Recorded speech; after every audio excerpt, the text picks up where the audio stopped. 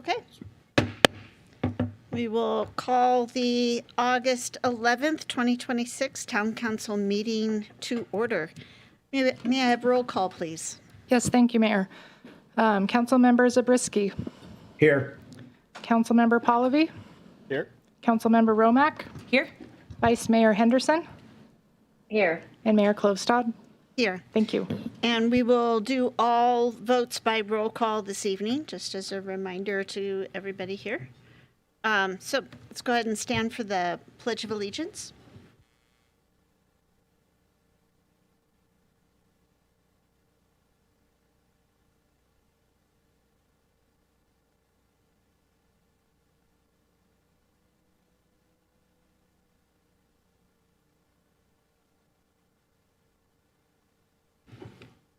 Thank you, everyone. Okay, now we're going to open it up for general public comment, and this is for anybody to make an announcement or a public comment on anything not included on tonight's agenda.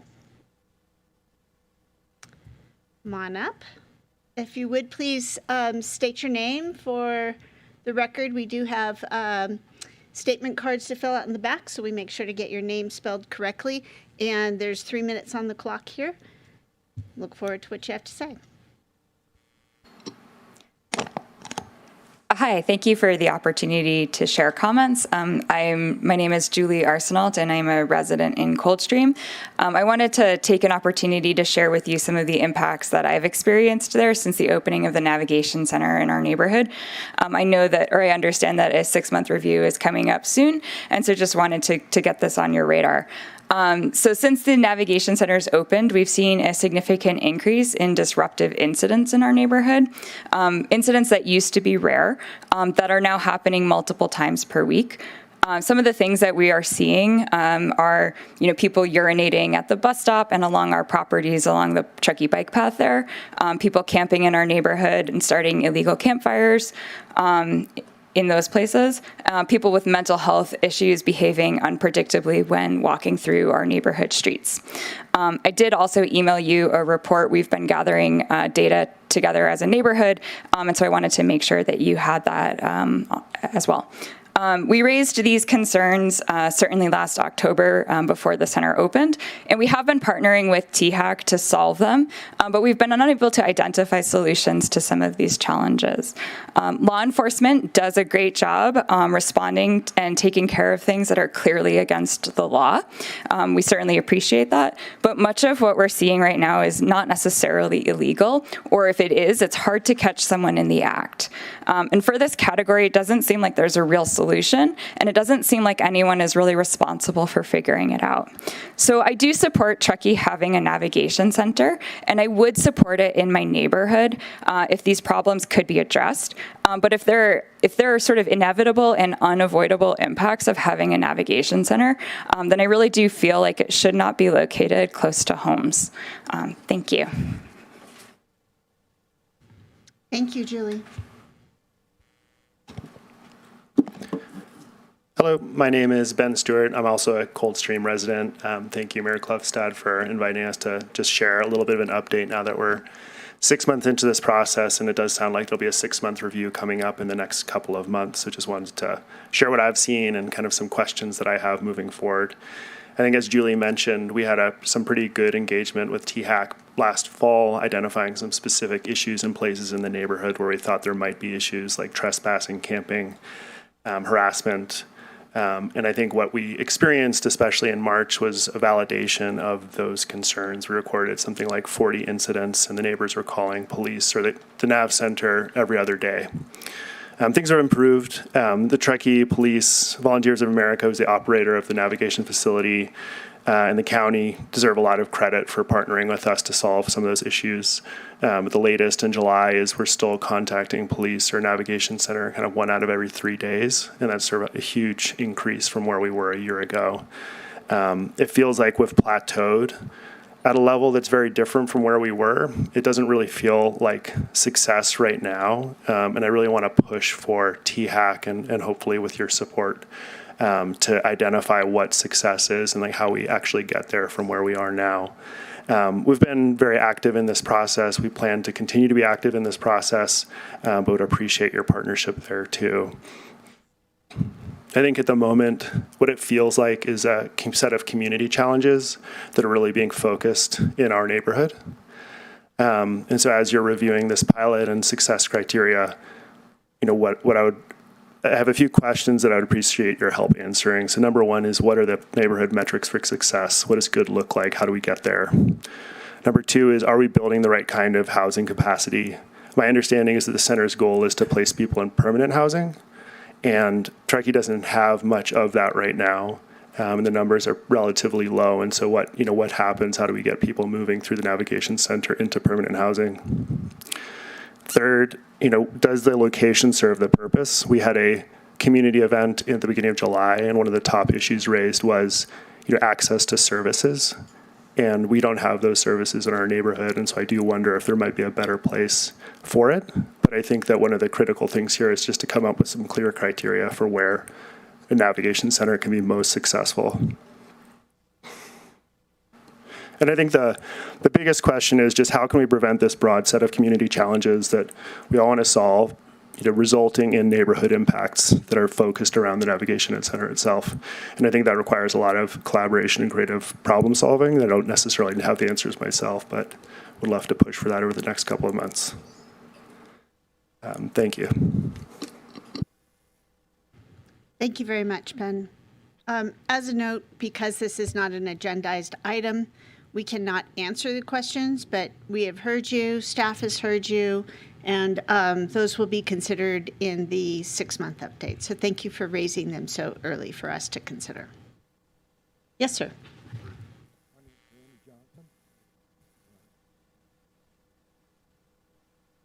There's a button on the microphone that's There we red go. there. Thank you very much. My name's Randy Johnson. I've been a long-term resident in the Tahoe, Truckee area for over 50 years now. And what I came to see today is, I call myself a yard gnome. I like to look and see what the agenda that you have has, because over on the West Shore and North Shore and stuff, that many of the things that you're doing to litigate things for your growth are just starting to come to premise where we are, be it up in Squaw Valley and places like this, which has nothing to do with Nevada County, but it's all in direct relationship to what is happening in our entire area, be it infrastructure, be it ecological advances, be it roadways, be it sewer, be it water. Many of these issues that you have right now came up 30 and 40 years ago, and we never came to premise. And then all of a sudden a new regime comes in, and hence, you start from ground zero.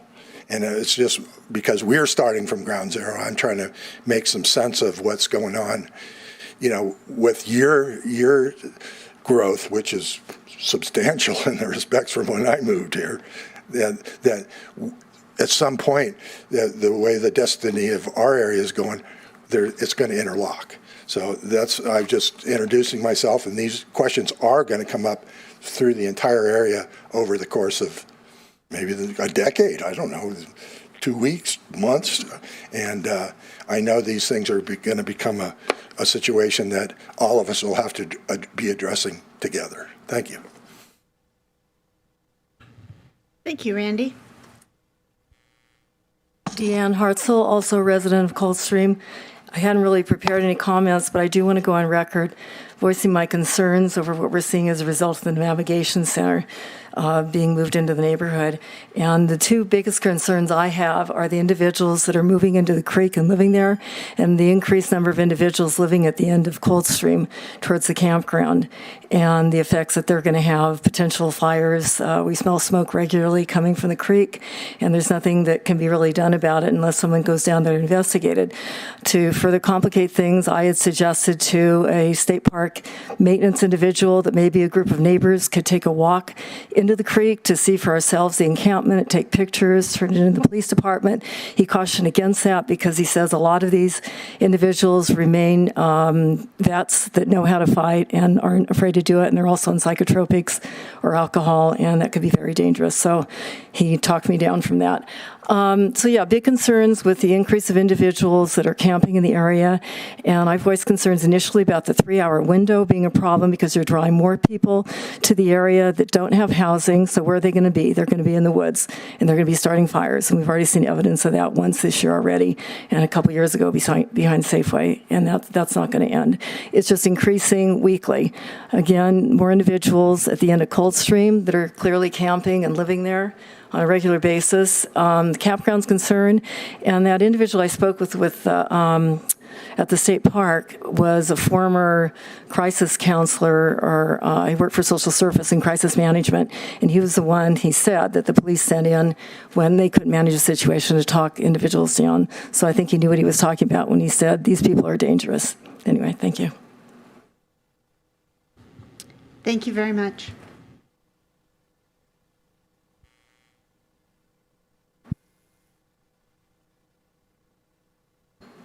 Nancy Briney, and we just heard today that the Tahoe donor, is planning on making bike paths behind our houses along Lazon Way and Alder Creek. And just as these people have spoken about Coldstream, it would bring in an element that we're not sure who they are.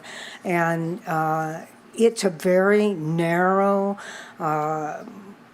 area between the houses on Lazon and our houses on Alder Creek. It would wipe out some people's backyards altogether. It would create a situation that is not safe for children or for dogs.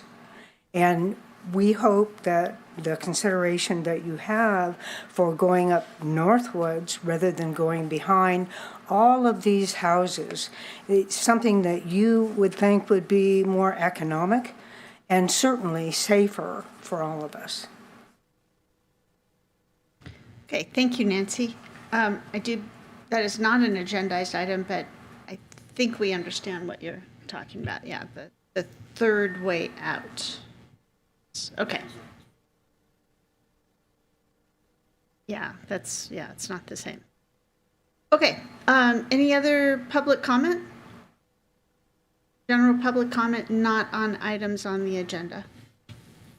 Okay, seeing none, I am going to close general public comment and turn to Jen Calloway for presentations. Great. Good evening and welcome back. Our first council meeting after recess. We've been busy the last month doing a lot of work and getting a lot of plans in place and materials for you for your upcoming meetings. So we're looking forward to those discussions. A couple of quick updates. Just a reminder that tomorrow is the last day to submit photos for the Keep It Dark photo competition. You can find this page on the Visit Truckee Tahoe website, and it's really simple to submit. If you haven't done so, you can click right here and do so, and there's already really amazing, beautiful photos that have been submitted. So one more day, 5 o'clock tomorrow. We look forward to seeing all of those, and then we'll enter into the judging period. The second reminder is to plan ahead for our Truckee Community Block Party. That's happening again this year, September 17th, 5 to 7 o'clock down on Donner Pass Road, Commercial Row. An expanded footprint this year, and we already have over 60 groups that will be coming and tabling and offering information and engagement with the community. So we hope everybody can join us.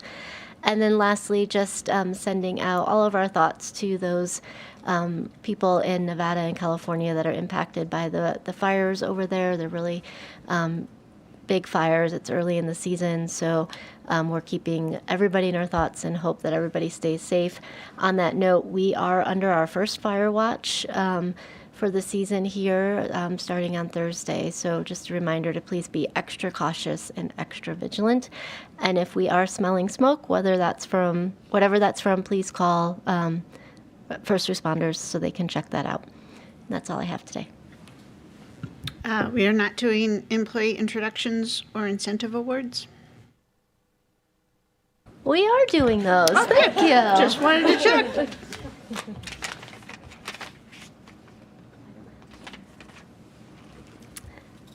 You know what? We're going to do those next time and move on. Thank you. Can we do do that. employee introduction since they're here?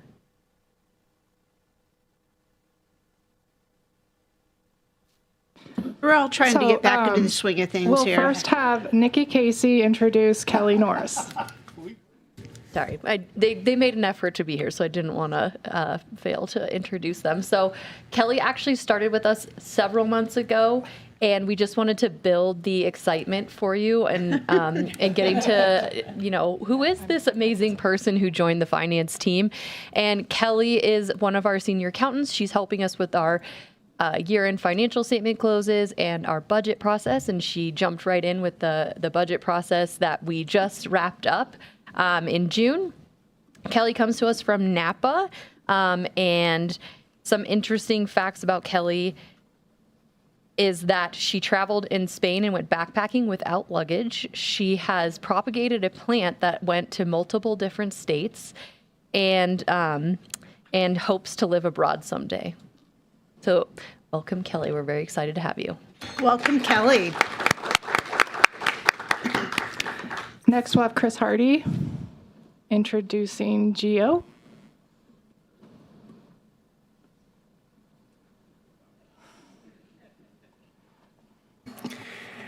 Okay. I'm glad to introduce our newest employee, Giovanni Espinosa. He works with us as an IT technician. Gio and his family relocated to Truckee at the start of June from Twain Hart, down in Tuolumne County, which is about 75 miles south of here. When he's not at work, you'll mostly find Gio on the trail running or biking or spending time with his family. He skis in the winter too, to his own account, mostly in pursuit of his wife, who he admits is faster. Now that the kids are getting a little older, he hopes to get back into climbing. Gio studied wildlife biology and worked on conservation research for endangered species, including California condors and blunt-nosed leopard lizards. We don't know what those are, but they sound important. He made the jump to IT because people are less predictable than lizards, and he likes a challenge. He's looking forward to being a part of our community that both takes care of the land and the people in it. So welcome to the team, Gio. Welcome, Gio.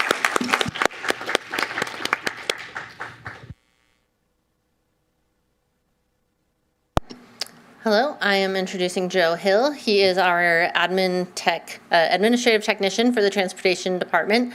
Joe came from, he's born and raised in the area, grew up in Incline, and used to work at IVGID in their sustainability public works department. He then went and got his master's down in San Diego. And then he came back and jumping right back in, joining us here at the town. We're super excited to have him. He's been here just right before 4th of July. So he got, right in the swing of things with transit and special events. And we're, super excited to have Joe. Welcome, Joe.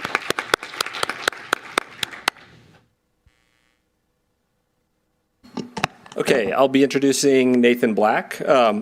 Similar to Kelly, we also have trying to built up anticipation for this moment. Nathan joined us in the end of February. So Nathan's our new associate engineer. He was born and raised here in Truckee and has shown great appreciation to be able to work at the town and for the community that he loves. Prior to coming to the town, Nathan worked as an engineer on the private development side for 8 years, working on several small to large projects here in Truckee. He's now excited to work on the projects from the town's perspective and provide benefit to the community in new ways. We're very excited to have Nathan's private development experience, his drafting abilities, construction knowledge, and engineering judgment on our team, and he has already shown his value on various engineering efforts. Welcome, Nathan. Welcome, Nathan. Hello, and I think this is last but not least. I'm really excited to formally introduce Emergency Services Coordinator Justin Freiler.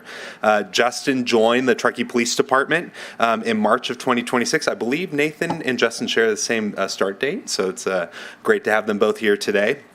But Justin comes to Truckee bringing more than 20 years of experience in emergency management and a strong commitment to public safety and public service. And his emergency management experience is really broad, so it ranges from higher education to basically all levels of government, local, county, state, and federal. And so he's been a great addition to the team in the short amount of time that he's been here. And so outside of work, though, Justin enjoys spending time with his wife, Sarah, his two daughters, Aubrey and Kendall, and their dogs. He loves outdoor adventures, including hiking, whitewater rafting, and off-roading, and enjoys building Lego sets with his family. And to kind of keep going with some of the animal themes, I'll just give people an opportunity when you speak to Justin, ask him about pigeon racing and raising Watusies. Welcome, Justin. Welcome, Justin. I'll just add, Mayor, that both Justin and Nathan were really good sports on their first day here, as they were our first employees to go through our NeoGov onboarding system. So they started out being good sports, and they've continued to do so. So thank you for that. Yeah. Much appreciated. Okay, we're finished with that? Yes, we are finished. We got our kinks out, and we're Okay, ready to go. We're all going to go. So I'm going to turn to council. Does anybody on council have comments or questions on any of the presentation items? None. How about our virtual attendees? Do you have any comments or questions? No, thank you, but it was great to hear about the blunt-nosed leopard lizard. Of course, he would be able to remember that. Okay, I will open up the presentations to public comment. Are there any public comments on the presentations?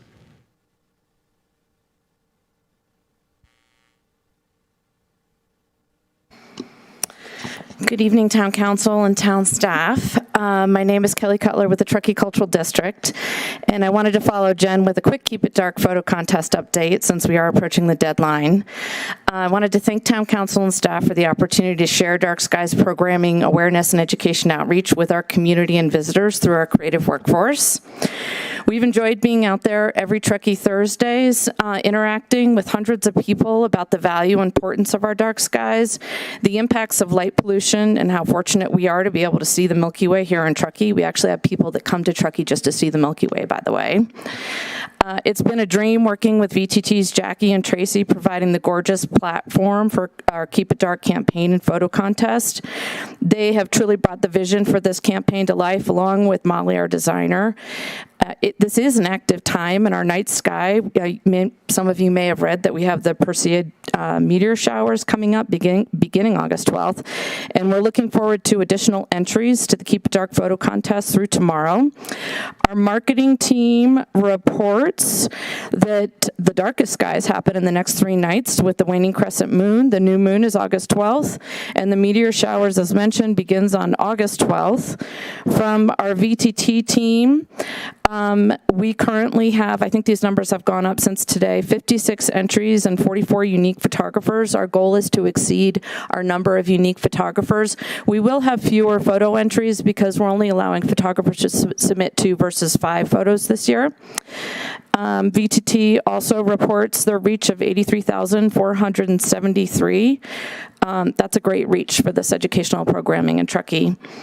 Additionally, we have reached out through live radio, through Maria 101.5, the Sierra Sun, dedicated email blast, Truckee High School, Next Door Neighbor, bilingual flyer distribution at Truckee Thursdays, and also the distribution of great bike lights, night sky friendly red bike lights. And I gave Jen some of those to hand out as needed to town council and staff. So enjoy those. And a lot of stories to report, but I know that there'll be more time later on to give you a more in-depth report on Keep It Dark and the Dark Skies Initiative. So I just want to thank town council, and I'm excited to see the entries. Thank you. Thank you so much, Kelly. We are all looking forward to that as well. And the presentation of the awards is October 2nd. October 2nd. Great. Hope to see you all there. Okay. We're going to move on to our consent agenda. These are items that are considered regular business and non-controversial. I'm going to read all of the titles here. 6.1, minutes of the June 23rd, 2026 special meetings at 4 p.m. and 6:30 p.m. 6.2, adopt resolutions 2026-35 and 2026-36 to execute the implementation and collection agreements with California Department of Tax and Fee Administration for Measure K road maintenance sales and use tax. Certification of election results. 6.4, adopt resolution 2026-42 regarding Truckee Library Joint Powers Authority voting member direct appointment. 6.5, adopt resolution 2026-40 designating Truckee as a B City USA affiliate. 6.6, adopt resolution 26-43 to accept grant funding from the California Highway Patrol. 6.7, accept the quarter ending June 30th, 2026 Treasurer's Report and Cash Reconciliation Treasurer's Report. 6.8, reimbursement agreement with Tahoe Donner Association for design of the Tahoe Donner Trail, our capital project C2417. 6.9, adopt resolution 2026-44 for easement abandonment at 14494 South Shore Drive. 6.10, contract award for the Truckee Rail Yard Mobility Hub Phase 2B project.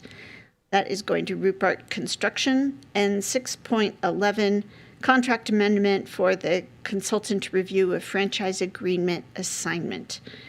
Lot of good business because we haven't met in a few weeks. Are there any items that any council member wishes to pull?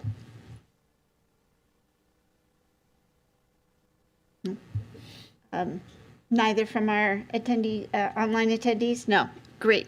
Any items that the staff would like to pull? No, Mayor. Do any members of the public wish to pull any agenda item for discussion?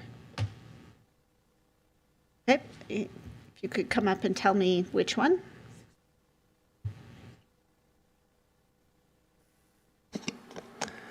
Hi, my name's Ryan Welch, and I want to talk about 6.8, the agreement with Tahoe Donner. Okay, so we'll hold you right there. We're going to approve the rest of the agenda, and then I'll bring you back up for public comment on that. Thank you. Thank you so much, Ryan. Okay, so with that, may I have a motion to pass consent agenda items without 6.8?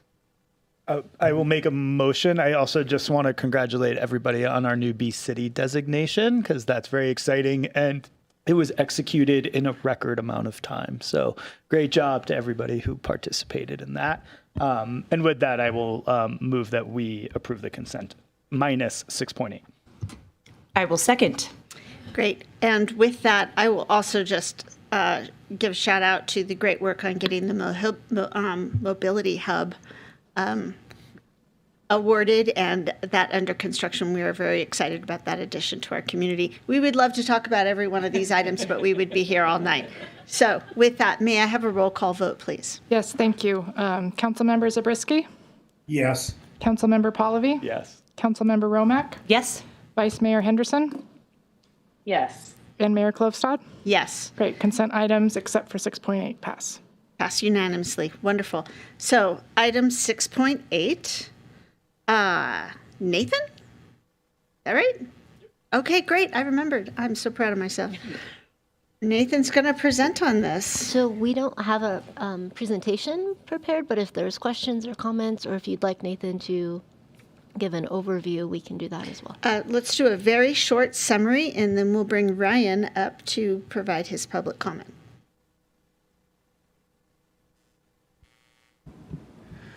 Good evening, Mayor Klofstad, and the rest of Town Council. My name is Nathan Black, and I am an associate engineer. The Tahoe Donner Trail reimbursement agreement is a 30% design for, or is reimbursing Tahoe Donner for a 30% design and the environmental review of the capital improvement project C2417, which is a bike trail from the Tahoe Donner Trailhead to the Tahoe Donner Adventure Center, approximately 4.5 miles. So this is the Class 1 bike trail 20 feet of disturbance, and the width of the bike trail is what? It's a 8 or 10 feet. It is a 10-foot wide paved bike trail with 2-foot shoulders on each side. Wonderful. Thank you. So do we have any questions from council before we open up for public comment?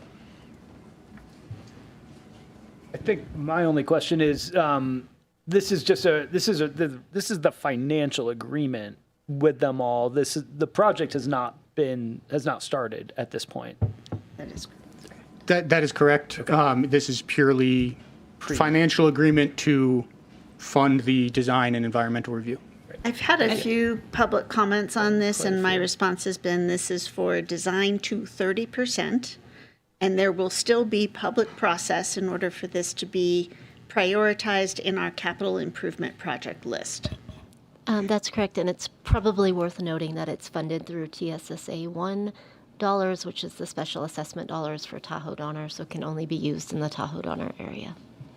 And just to add on to that too, so it's a reimbursement agreement with the Tahoe Donner Association. They'll be holding the contract with the design consultant, but staff has been involved in the selection of the design consultant, sat on the review panel for to look at the request for proposals, the different consultants that proposed, and will be remaining involved throughout the process of this phase, the phase 1 design or the 30% design. Wonderful. So we have staff representation during this, the evolution of this design process, because they're looking at multiple different alignments, correct? Yeah. Okay.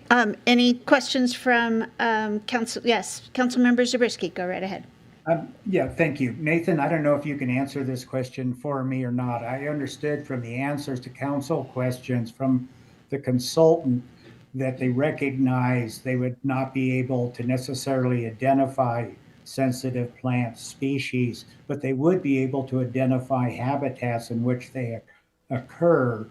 And that being the case, if they encounter a habitat that's suitable for a species that might occur there, they would treat it as occurring there. Did you have a chance to read the answers and get that sense, or for you, is it still an open question? So I did read through the answers that they provided. What you just said represents my understanding that they are looking for specific habitats, not specific plants. And so they are identifying those habitat areas for future, to be aware if plants do exist upon future review. Okay, thank you. Those are all my questions. Councilmember Henderson, any questions on this item? Thank you. Okay, No, wonderful. I will open this up to public comment, please.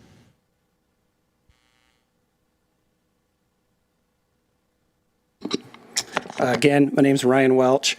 Becky, thanks for your reply earlier. I saw it as I was walking in.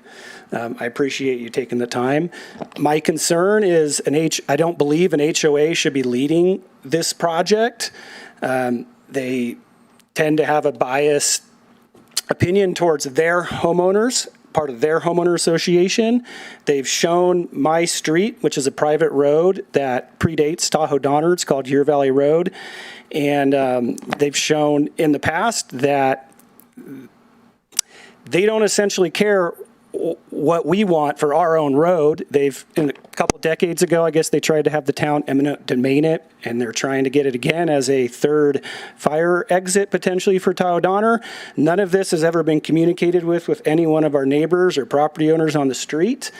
Looking at their alternative plans for this possibly new bike path shows me they're already having kind of a biased opinion on this.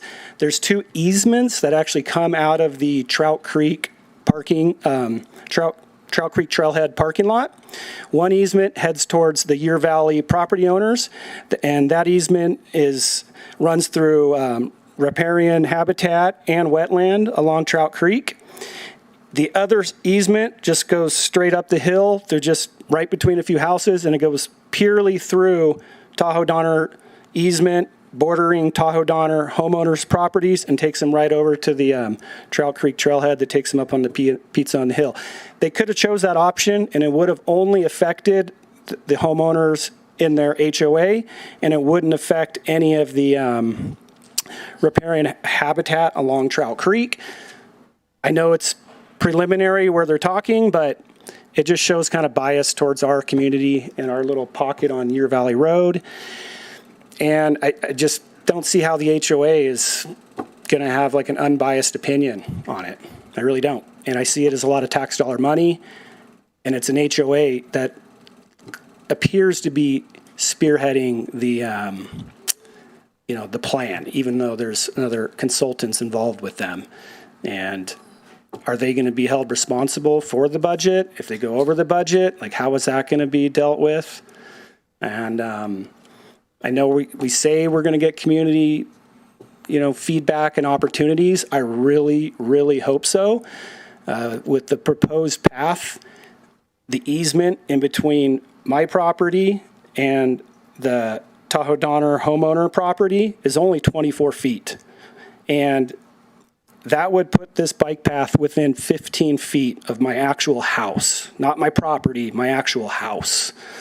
And so I'm definitely going to have a problem with that. But thank you. Thank you, Ryan. I appreciate you expressing that, those specific conditions. Is there additional public comment?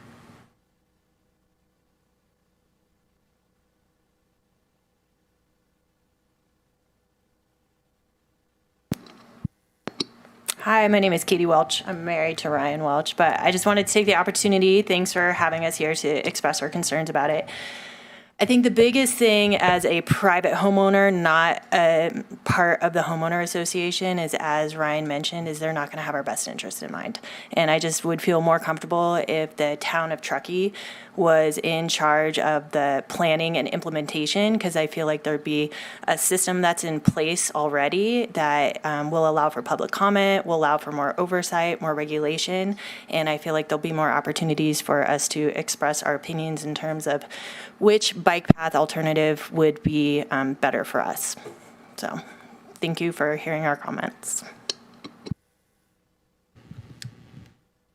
Thank you, Katie. Annie, welcome. Good evening, Mayor Klovstad and Council. My name is Annie Rosenfeld. I'm the General Manager of Tahoe Donner Association, and I welcome those members who live on Year Valley Road into my office anytime. I do have a reputation for listening to our community, even our neighbors, so please come, or I will come meet you in your neighborhood. I walk behind or above your house. I want to speak to a couple things real quick. This is ultimately the town's project. This is on your CIP. Tahoe Donner requested this, in addition to several other projects, be funded by the TSSA 1 funds, which are specific tax dollars collected by Tahoe Donner residents. So that's how this project is being paid. It's not by general funds of the greater community. Second of all, there has been no alignment chosen. This is purely the assessment of where potential Class 1 trail could go. We would like to explore that using these tax dollars to further connect the community. We believe in the connection uses of the Class 1 trail. There was a lot of skepticism about the Trout Creek Trail when it wasn't designed and built yet, and now look at what a great asset that is to the greater community, including the residents on Year Valley Road. So we believe that that can continue through Tahoe Donner in some fashion, and we'd like to explore that through this design phase. Third of all, the town's engineering staff is absolutely involved in this project. They are the controlling entity. They control the monies. They control exactly where this project goes. We are looking for them to accept everything that goes forward, and we're happy to hand this off. We do have professional engineering teams and professional trail builders on our staff that have the capability and experience to do this, that had worked in the municipality before, and now we have that resource to be able to be the project managers. That's one of the reasons why we suggested being in the lead for this portion of the project. Specific to timeliness and on budget, we do have a track record already with other TSSA 1 funds to get the projects done on time and within the budget. So to the council if there's any questions of whether Tahoe Donner can deliver the details that the town staff needs to be able to do the reimbursement. We can do that also. So thank you. I just want to make those few comments. Thank you, Annie. Appreciate your time in being here. Are there any other public comments? Okay. Oh, we've got one more. So my name is Benjamin Levine. I am president of Tahoe Donner's Board of Directors. I just want to address one thing that I think is a bit of a confusion. The map that is in the Woods-Rogers response to the RFP is not a map that Tahoe Donner has produced or endorsed. It is an alternative alignment that the consulting firm put forward for consideration. So there's never been, the Tahoe Donner Association has not taken any position on the alternative alignment that the Wood-Rogers firm put on that map, and which is probably you guys here today. The only alignment that the Tahoe Donner Association has actually taken a position on is the one that is in our Trails Master Plan adopted a few years ago, which runs along Northwoods, as I recall. While the purpose of the project that we're talking about right now is to look at alternatives, I just want to again make clear that Tahoe Donner has not put forward the alternative alignment that runs by Your Valley Road. Thank you, Benjamin. Are there any further public comments? Okay, we will close public comment and bring this back to council for deliberation. I have some additional questions, Mayor. Go right Am I ahead, all right to? Councilmember Romack. Nathan, maybe could you walk us through the process after a project goes through this 30% design phase, just in general, kind of what happens next? So I think staff highlighted this is the very beginning of the process, so maybe understand, and for the community to understand, like, continued opportunities to potentially be involved. No, Nathan, if you know, I'll jump in on that a little bit. There'll be a sort of an alternatives analysis. There will be a CEQA document, which is part of this first phase. But I did want to point out that in addition to the town staff being involved in looking at the community engagement plan and looking at all the deliverables, looking at the alignments, looking at the design, the town will be the lead agency on the CEQA document. So the town has to be the one to adopt that or present it. Then the next phase is typically after the CEQA document identifies a preferred alternative, we would take that to 60% design and then 100% design. But there's a lot of check-ins there. The agreement that we have right now and the funding that we have right now for this project only takes us through 30% design. Taking it any further than that is going to have to be a bigger discussion about priorities, funding, and there's a lot more kind of questions to be answered before it goes to those next phases. Great. Thank you very much, Becky. That was it. I'm happy to jump in then on deliberation too, if you'd like. I also just wanted to mention from the town staff table, Nikki, Finance Director for the town of Truckee. For those of you in the audience who don't know what a TSSA fund is, it's a special assessment that the Tahoe Donner, the properties in Tahoe Donner pay. It's only assessed to properties in Tahoe Donner, and the Tahoe Donner Homeowners Association helps the town decide how those funds can be spent. So while we are talking about using tax funds, the funds have come directly from the properties in Tahoe Donner.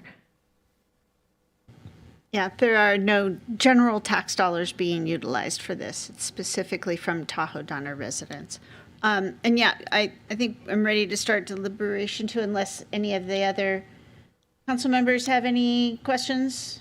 Vice Mayor Henderson or Councilmember Zabriskie. No, I will just add from the construction perspective, 30% design is really very, very, very preliminary.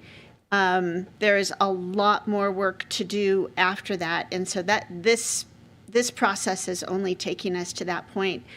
And what I would say is, with that information, what we'll be able to do is accurately assess the environmental impact of this, of the alternatives, the alternative pathways, and have a reasonable conversation with the community about where this would fall in our capital improvement project priority list.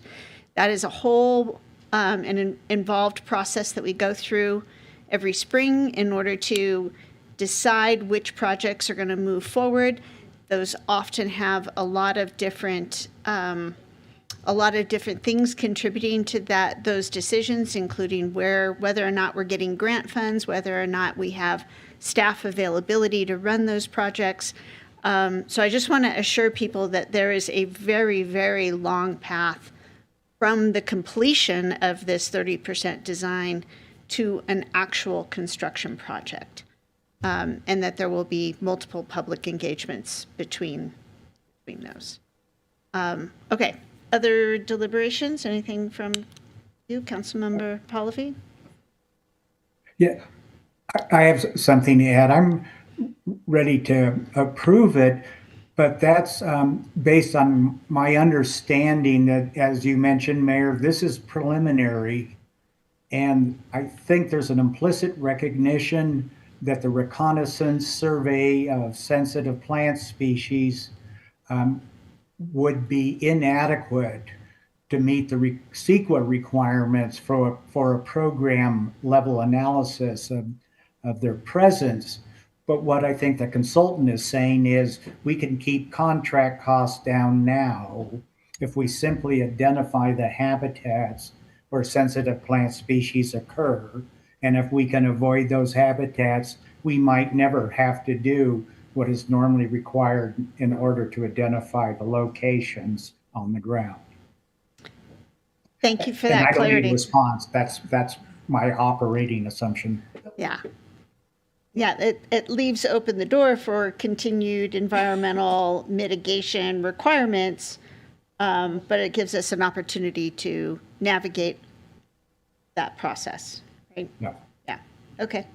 With that, since you've got your mic on, would you like to move us? Oh, you have one more question. Can I just Yes. Mayor, you said all of my comments that I was going to say about public engagement, but I wanted to thank Ryan and Katie for coming and to stay engaged and to take Annie up on the offer. I know that Tahoe Donner has been great partners with the town on working on projects, so appreciate you guys being here and just highlighting that this is just the beginning, so to stay engaged so that way you can share your thoughts and ideas as the process continues. So thank you. Excellent addition, Councilmember Romack. Thank you. Okay. And I'll go ahead and I move that we adopt staff's recommendation regarding item 6.8 for the contract for the Tahoe Donner bike path extension. Okay, we'll second here. Okay, we've got a second by Councilmember Pallavi, so roll call, please. Thank you. Councilmember Zabriskie. Yes. Councilmember Pallavi. Yes. Councilmember Romack. Yes. Vice Mayor Henderson. Yes. And Mayor Klobstad. Yes. Thank you. Thank you. Thank you, everybody, for that discussion. That was very enlightening. Okay, moving on to our first discussion item, 7.1. This is Adopt Resolution 2026-41 to adopt and endorse the California Joint Strategy for Sustainable Recreation and Wildfire Resilience. Hillary. All right, good evening, Mayor and Council. The town has been asked to consider adopting and endorsing the California Joint Strategy for Sustainable Recreation and Wildfire Resilience, and that's the action before you this evening for consideration. Excuse me. Communities across California, including Truckee and our Sierra neighbors, face increasing pressure from climate change, prolonged drought, catastrophic wildfire, and growing outdoor recreation demands. To provide a roadmap for addressing these interconnected challenges, the California Wildfire and Forest Resilience Task Force has developed the joint strategy for our consideration. The purpose of this joint strategy document is to provide a common framework for state agencies, local governments, tribes, federal land managers, nonprofit organizations, and community stakeholders to address sustainable recreation and wildfire resilience in our communities. With that, I'd like to introduce John Wentworth, who's joining us this evening on Zoom. He's president and CEO of Mammoth Lakes Trails and Public Access Foundation, and he's going to give us an overview of the joint strategy. So John, do we have you with us here this evening? Yes, I believe that you do. Okay. Can we get some Zoom support to make sure that he's pinned up at the top? We're just going to get you pulled up so we can see you as you present here. Thank you. I've shared my screen with the first slide of the presentation. Sure. I didn't test her.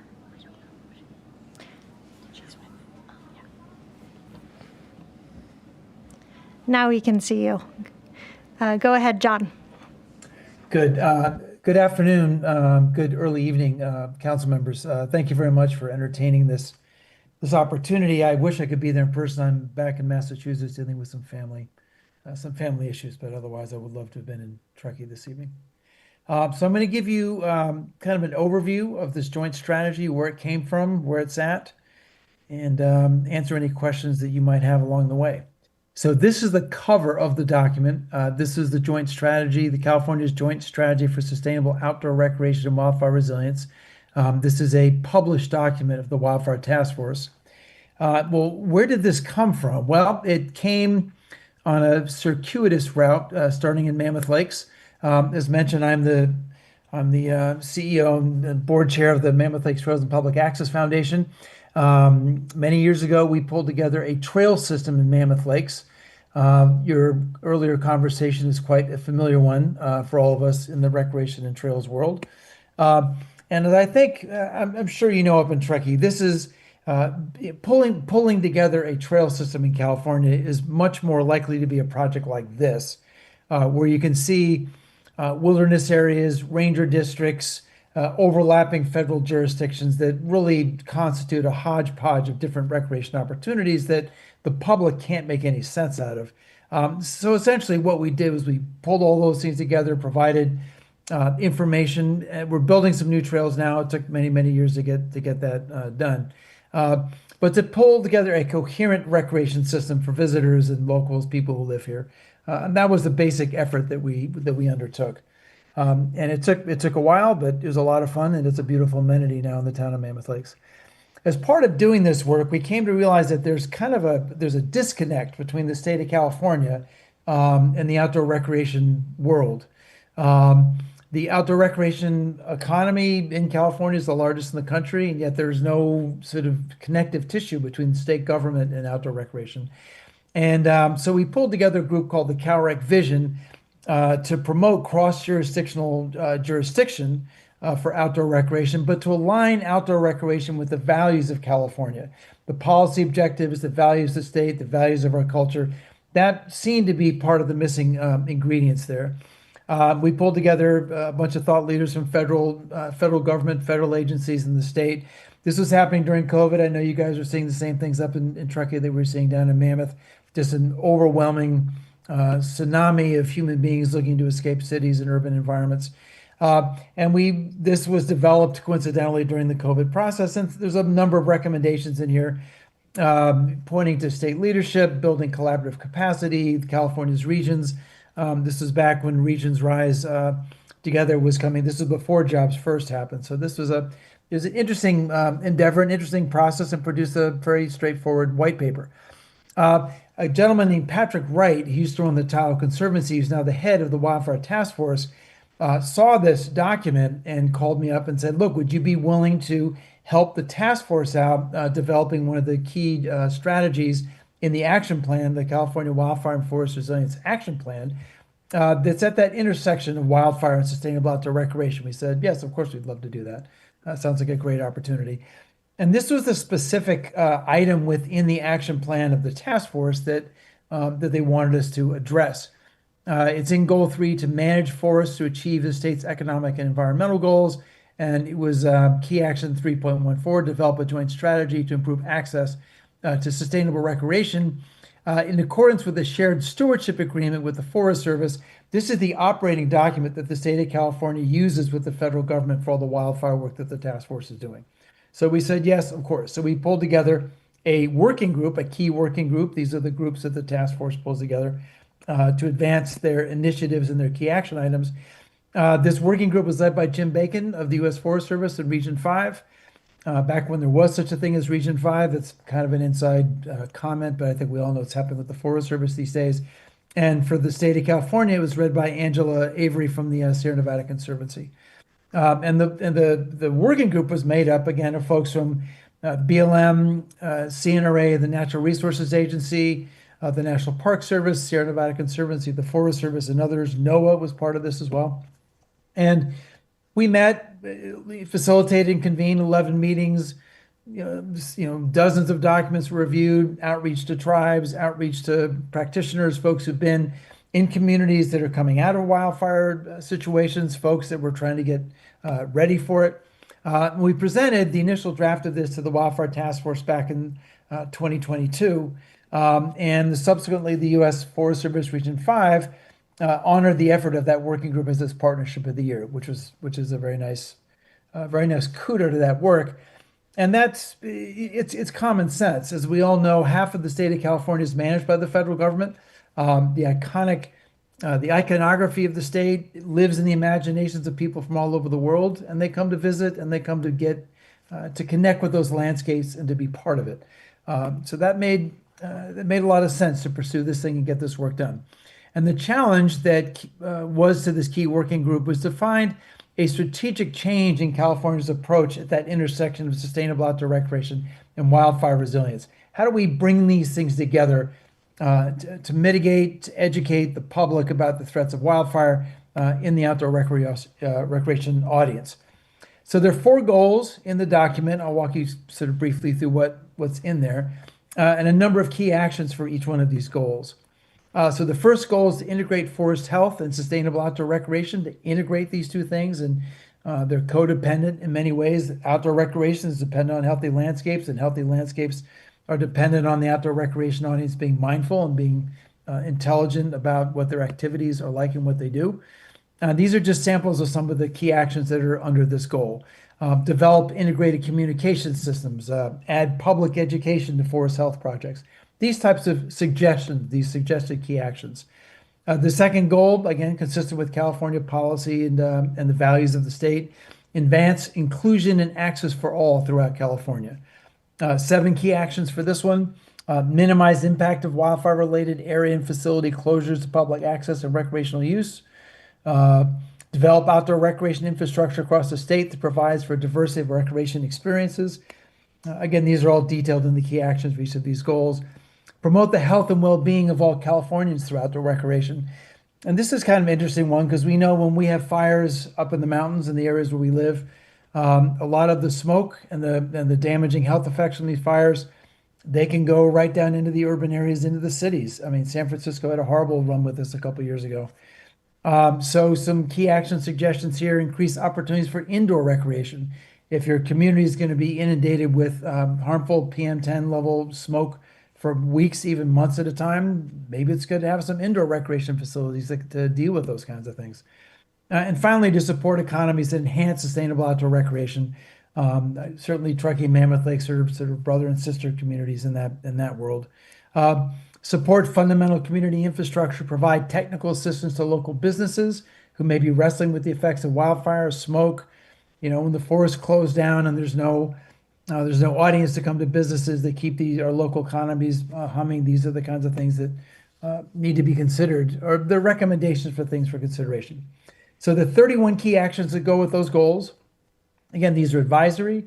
These are intended to be deployed, used by communities that might find themselves at that intersection and might find some of these things useful. There's no mandates. There's no mandatory aspect to any of this. And so we got all this all set up and we delivered it, got a nice mention from the Forest Service, and we kind of waited for, well, what's the implementation program going to look like for this? And we waited and there was nothing coming out of the state. There's nothing coming out of the feds.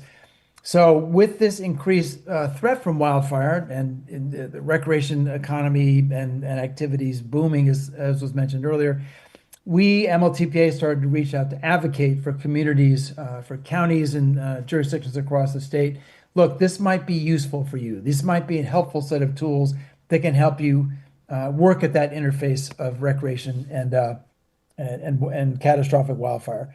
So we put together this toolkit. There's a nice, wonderful little video in there, draft agenda language. You can download all the various pieces you might need to consider adoption. There's a nice online map that shows you where it's been adopted across the state. And so far, we're up to about, I think, 11 or 12 jurisdictions. Just last week, the Eastern Sierra Wildfire Alliance, which is putting together a series of projects to work at landscape scale. They just adopted it last week, but you can see Glenn County, Tuolumne, Placer, Nevada County, your neighbors up there around Lake Tahoe. And then pending, you guys are at the top of the list because here we are this evening. Trinity County, Napa, Marin, others. So we're doing what we can to try to get this into the lexicon, into the language of communities who are working with these things. The next task force meeting is coming up October 1st and 2nd up in Humboldt County. That's Patrick Wright over there to the left, but they're being very encouraging of the work that we're doing. They're looking to help support it. They think it's important to get this thing adopted in communities across the state. And so we come sort of full circle to the implementation question. I'll show you a couple examples of what we're doing in Mammoth. So we go back to this trail system, which you can see here. And these colored representations on this map are the individual forest units that will need to be treated. As we all know, forests have been overgrown, perhaps mismanaged over the last century or so. And it's a very real threat to communities. Certainly in Mammoth Lakes, it's an enormous threat. We're very lucky to have a nonprofit step up called the White Bark Institute, which has really inspired a lot of work to start dealing with these fuel treatment issues. So in this map, you can see all the lines represented here. These are all the recreation assets are. Forest Service roads, campgrounds, trailheads, parking areas, trail systems, all the rest of it. I mean, this defines our culture, defines our quality of life, and it defines the economic activity in our town.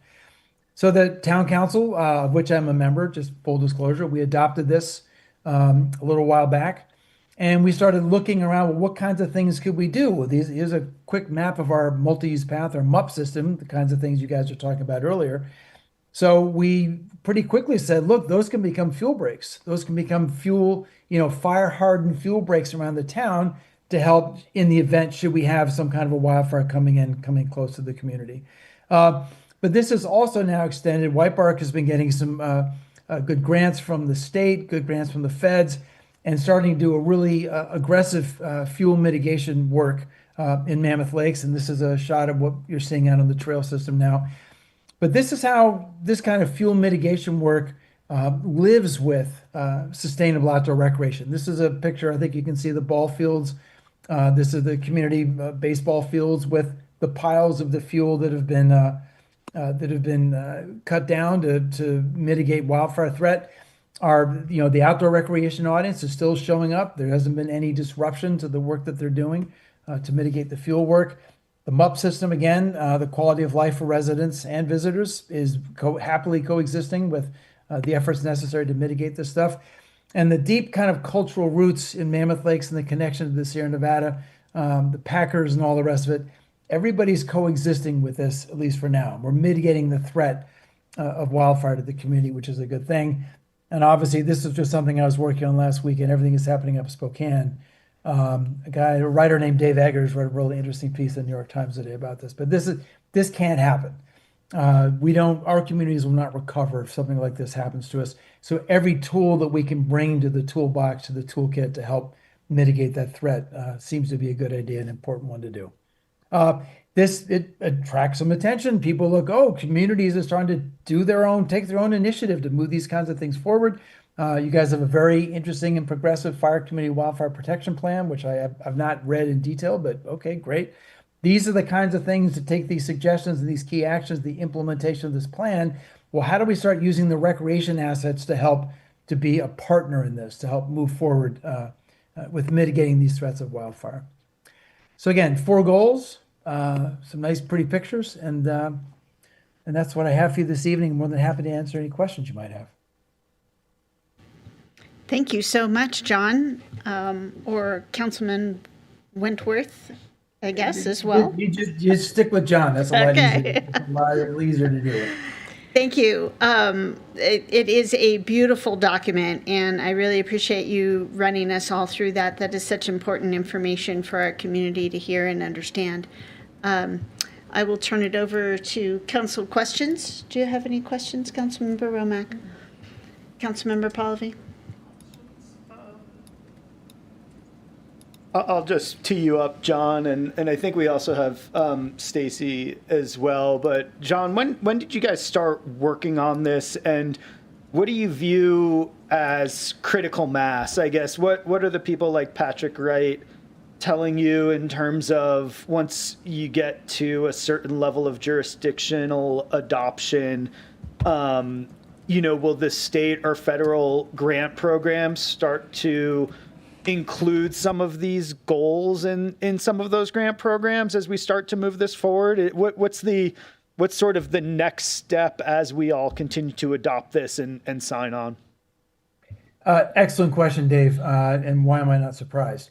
I was in Sacramento on Friday of last week. I had breakfast with Patrick, and we discussed, as I think you are probably all aware, the next iteration of that wildfire action plan for the task force was out for public comment. The public comment process closed on Friday, and their headline for this next iteration of this joint strategy is to implement it.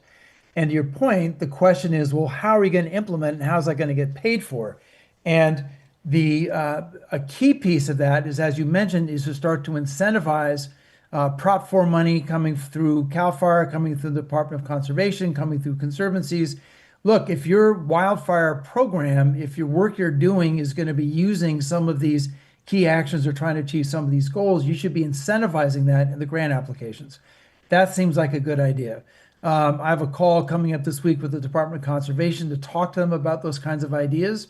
But if the task force is going to identify the implementation of the joint strategy as a goal of the task force, well, we're going to need some resources and some tools to make that happen. So it's in the works, and let's see what they do with it. I should have started my comments with my full disclosure, where I think I've been talking to John about this probably since you started, and just want to say thank you for making some time at our council meeting tonight, for being here, and for all of this great work. You're doing quite a bit of amazing work down there in Mammoth, and happy to see it spreading throughout the state at this point. So thank you, John. Good to see you. Yes, David. Virtually, at least. Yes, of course. I'm sorry I couldn't be there. Okay. Councilmember Zabriskie, do you have any questions?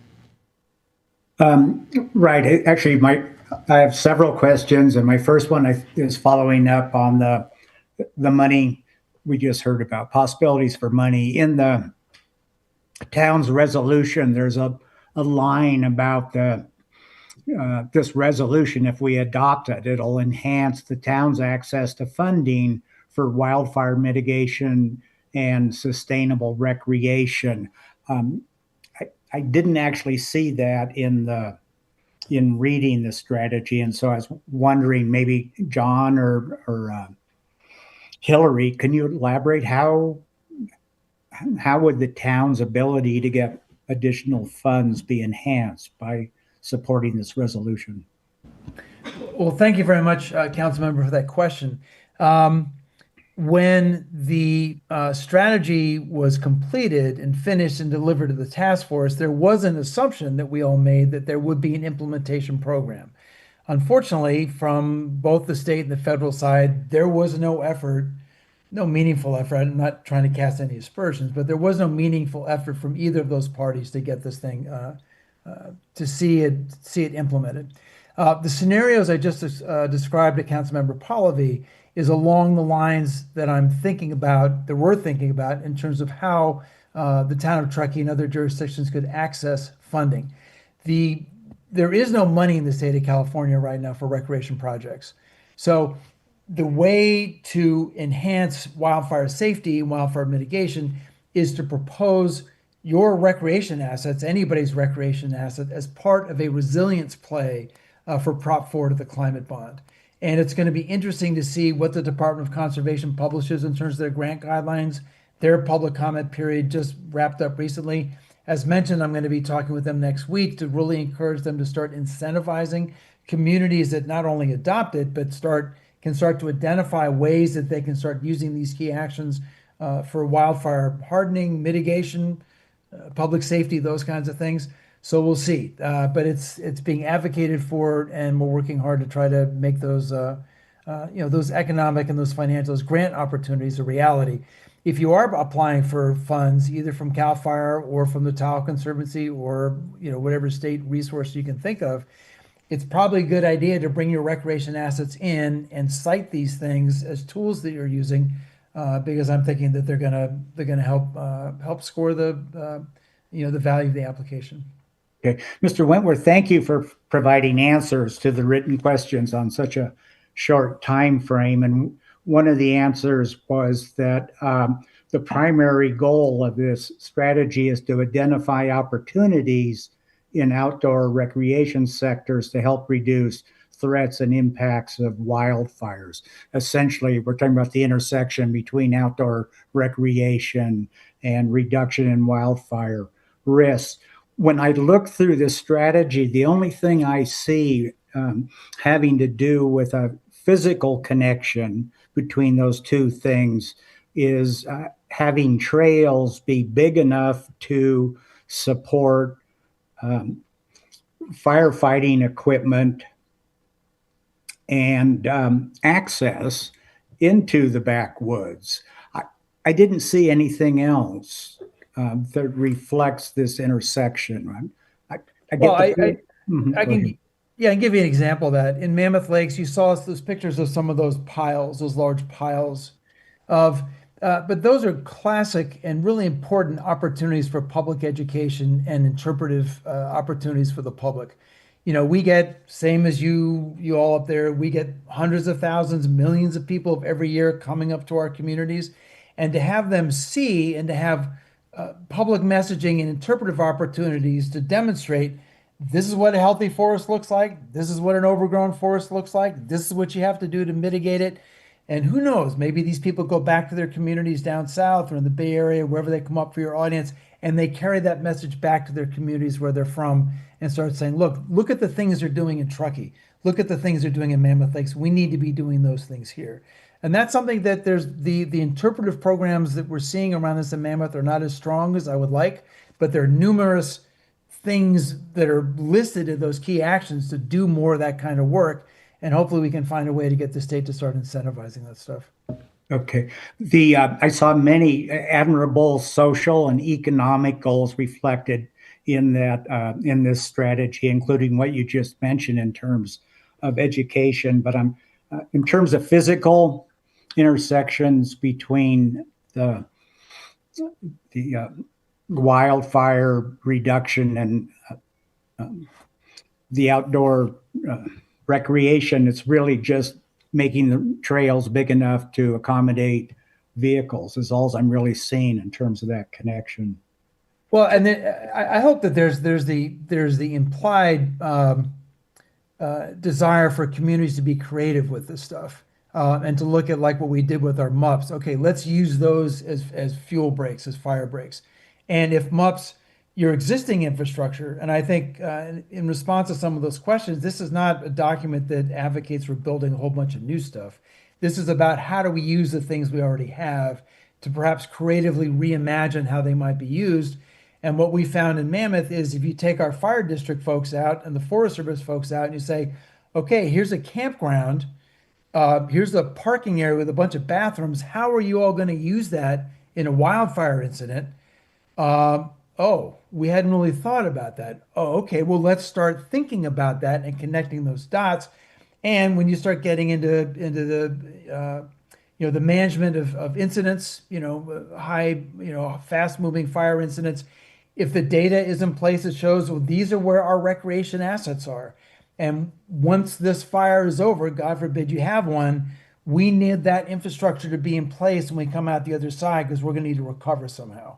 And an audience that, a recreation-based audience, which certainly drives a lot of the economic activity in Mammoth Lakes, we need to be ready to welcome them back to something. I mean, it's going to be a charred landscape. It's going to be very difficult, Right. but you don't want to see all that, campgrounds get destroyed while they're fighting the fire and all that kind of stuff. So it's a good thing to have those data sets ready so they're in the hands of the incident commanders as they deal with these incidents. Okay, thank you. My last question is just, I want to confirm one of the answers that essentially the working group did not consider any adverse effects of recreation on the natural environment.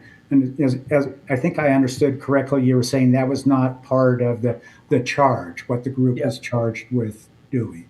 Exactly. That would have been way beyond the scope.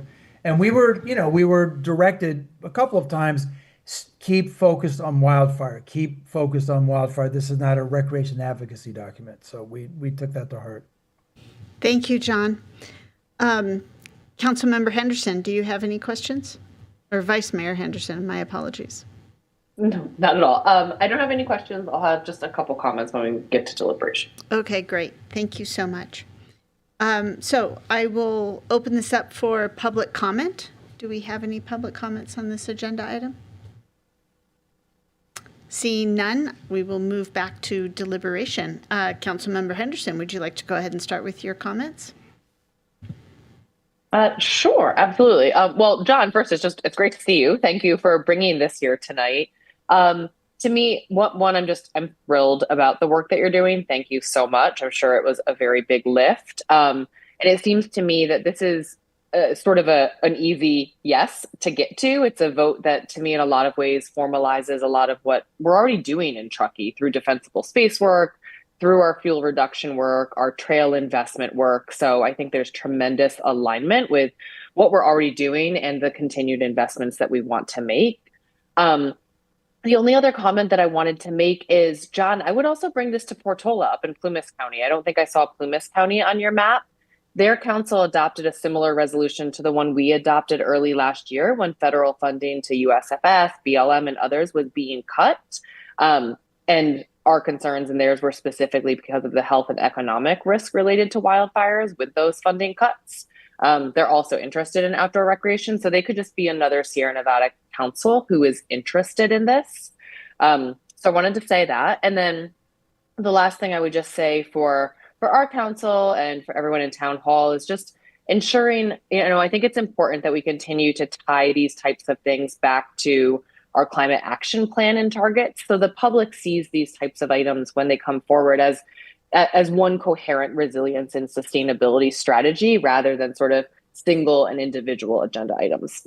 And that's it. I support this. Wonderful. Thank you, Vice Mayor. Councilmember Zabriskie, anything to add to that endorsement? Well, this will detract from the endorsement.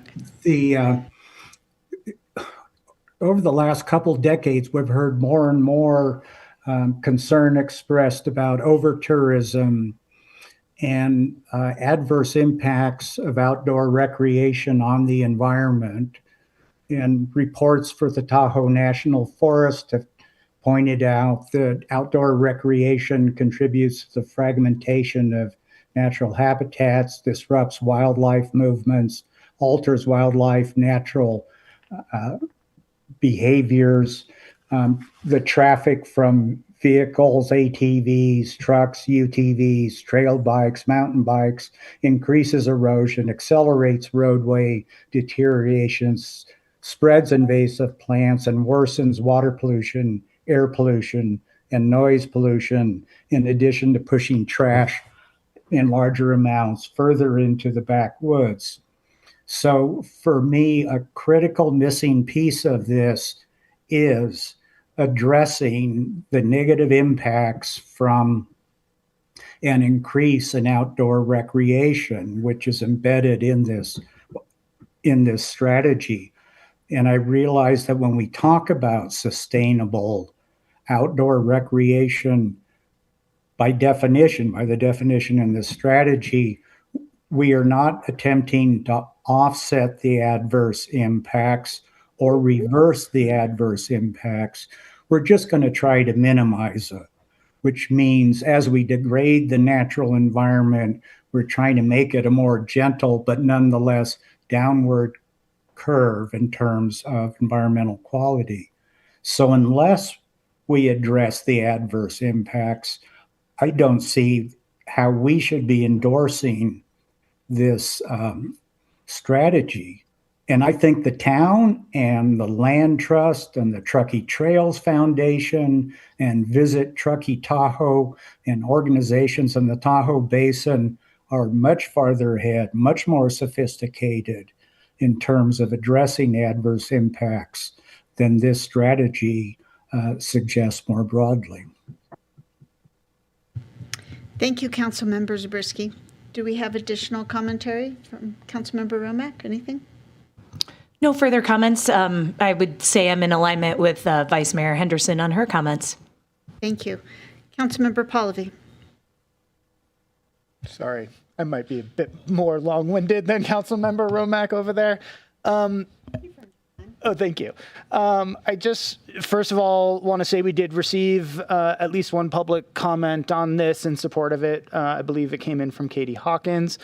I also want to thank John and his team for a lot of this amazing work, because I think sort of in opposite of what Councilmember Zabriskie was referring to with regards to sustainable recreation. First of all, this document was in no way intended to mitigate or deal with anything that has to do with over-recreation or impacts from population surges or any of those other issues. Those are issues that are sort of being handled in a different way. This is a very specific document. And I would say where it's significantly in opposition to what Councilmember Zabriskie was saying, the only way that we are going to work against the negative impacts is to provide positive reinforcement and look for those cross-jurisdictional partnerships. Because what we've proven is if we sit here and wait for somebody else to solve a problem, whether that's in our national forests, whether that's in our public lands, we're going to be sitting here and waiting a really, really, really long time. And I don't understand how we're going to solve the negative impacts of outdoor recreation by sitting on our hands and waiting for somebody else to fix them for us, especially the organizations that you mentioned who have no jurisdiction over any of those lands. So to me, this actually is in the correct direction of we're not solving for a problem that's not there. We're meeting an issue that is at the forefront of every one of these jurisdictions' minds, and that's wildfire resilience at the end of the day, because we want our communities to exist.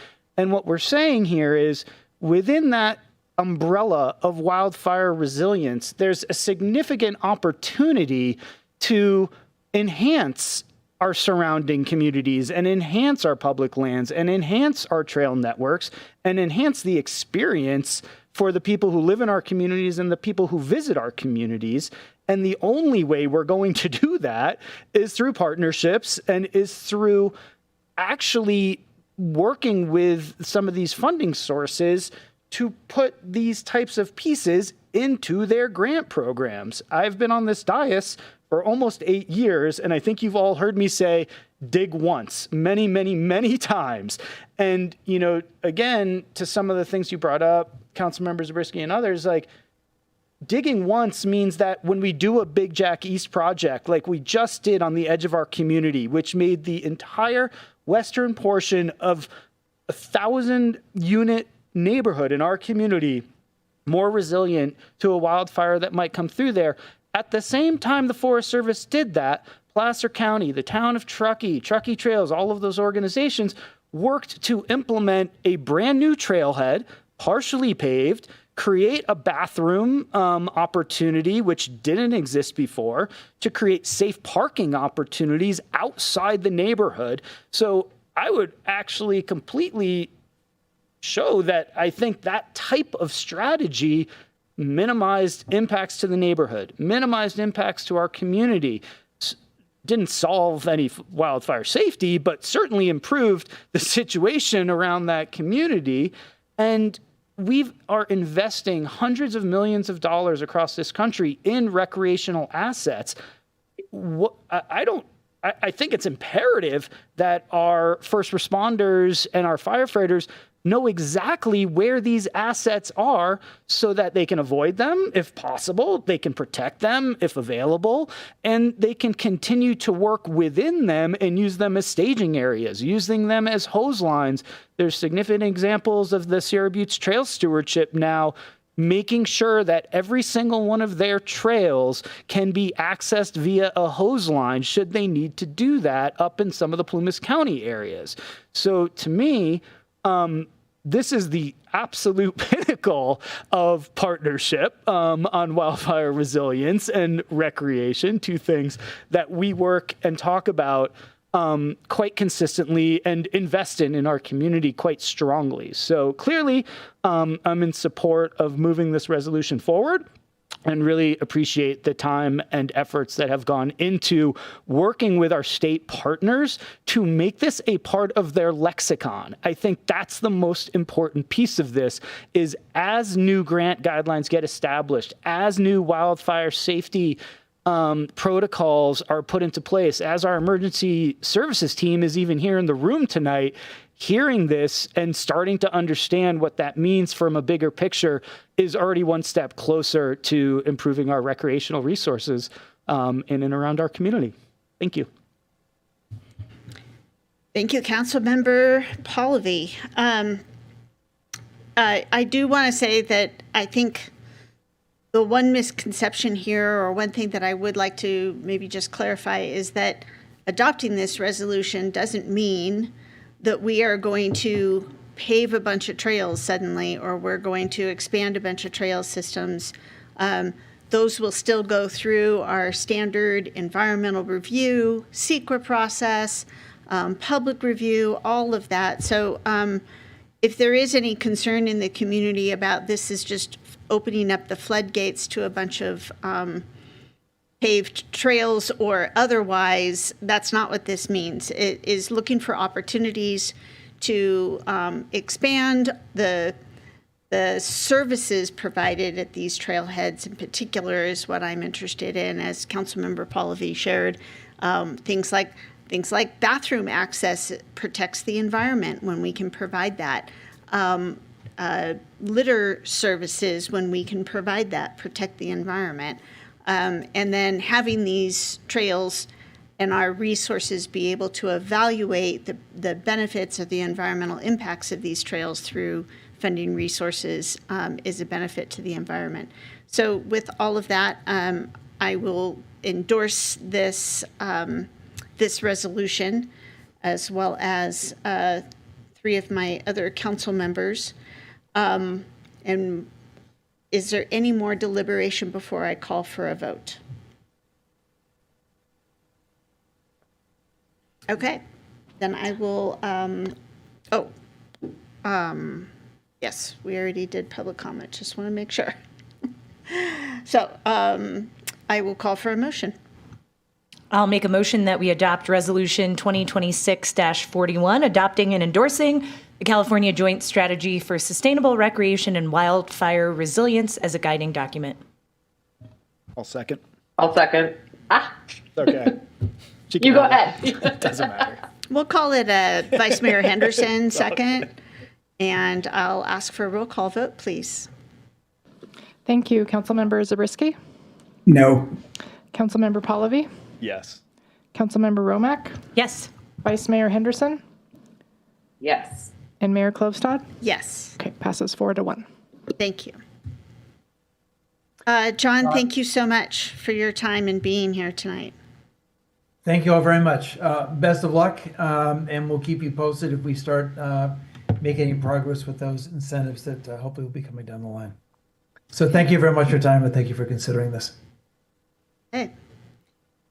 All right, we will move on to agenda item 7.2, which is the acceptance of the Municipal Electric Vehicle Infrastructure Master Plan, our project 2407.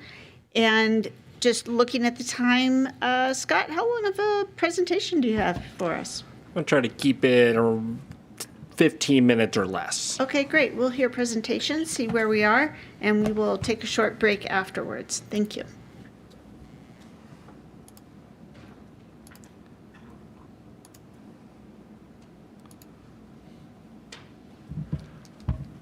Okay, good evening, Mayor and council members. My name is Scott Mathod. I'm the engineering manager, and I'll be presenting tonight on the Municipal Electric Vehicle Infrastructure Master Plan, also known as the Muni EV Plan, because that's a mouthful. Quick overview of the project team. From your town staff, you have me, the Public Works Director, the Assistant Public Works Director, also Brett Albert, Tom Dwyer from Fleet and Facilities, and Danielle McHugh, who helped out a ton throughout the project. One second, we'll share the screen for those attending virtually.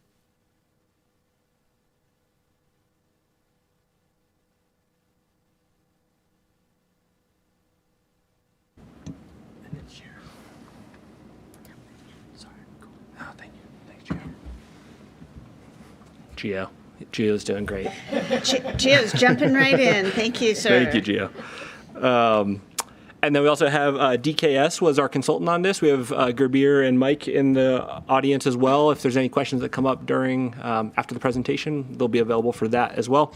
A whole slew of others that were working behind the scenes, including Sugar Pine Engineering, who's our local electrical engineering consultant that also worked with DKS on the project.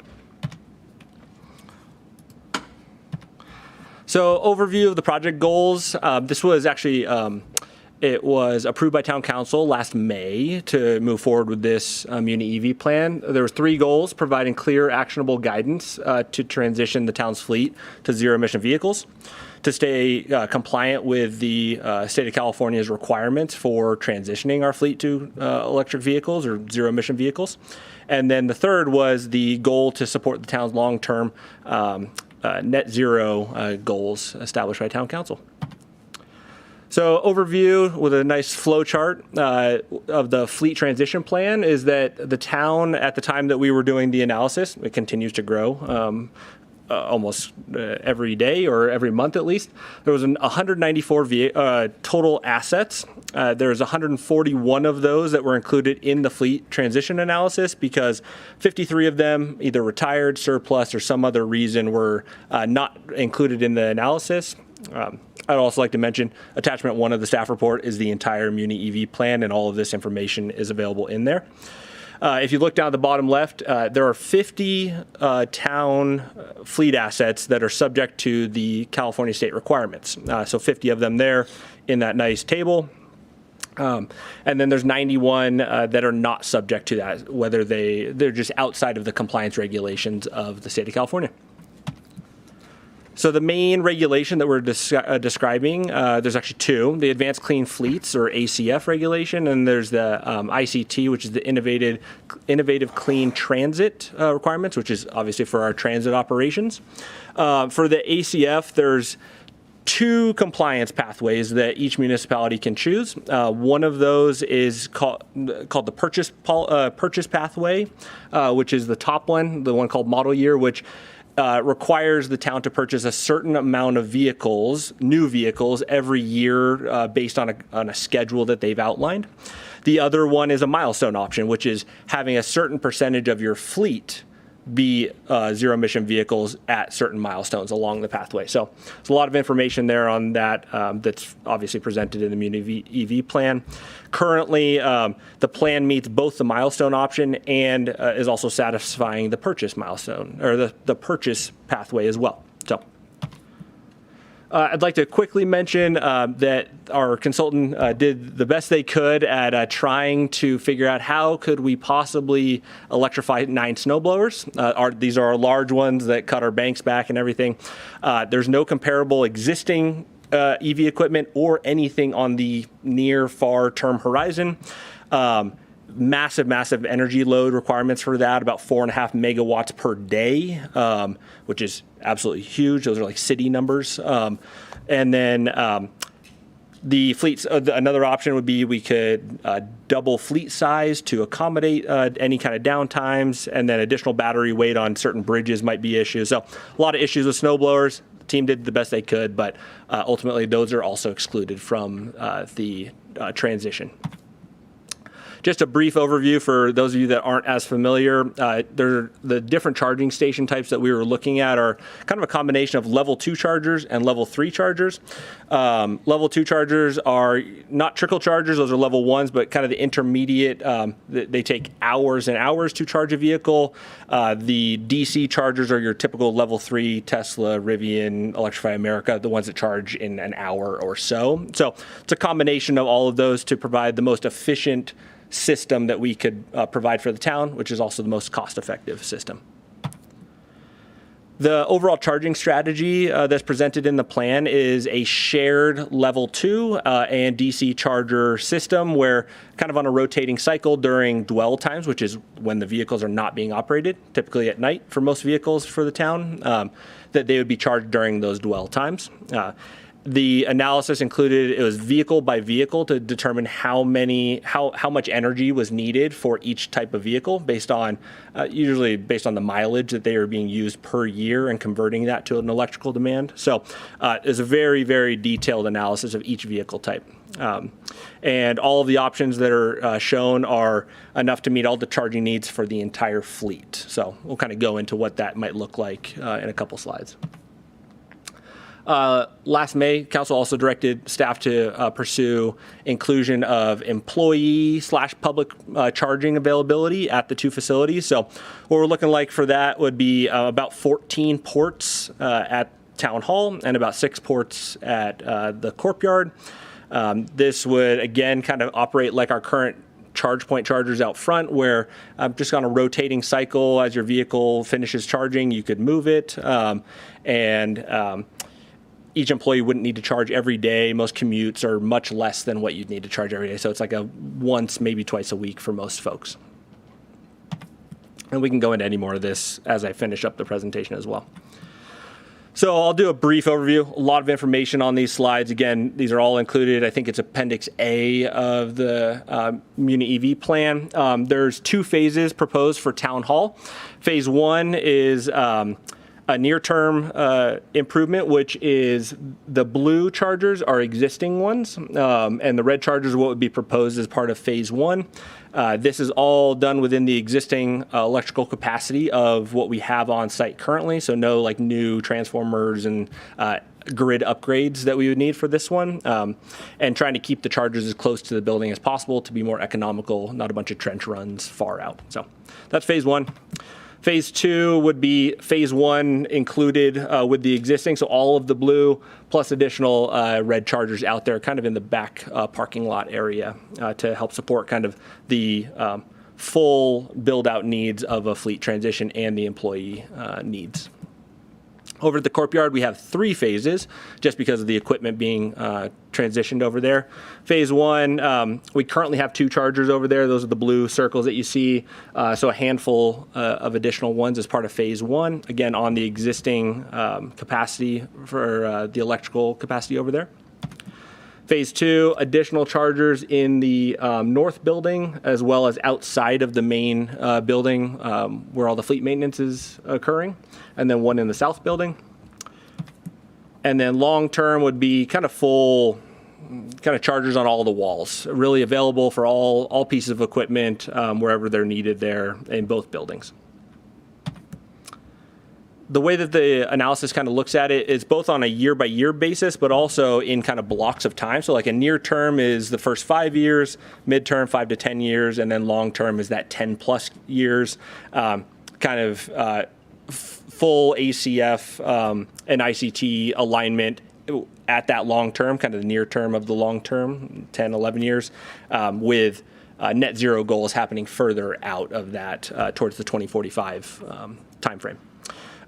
Quick summary of the anticipated cost for those. This is the charger costs to support the different vehicles. Phase 1, say around $900 to $1 million, about 3.6 for Phase 2, and an additional just over $1 million in Phase 3.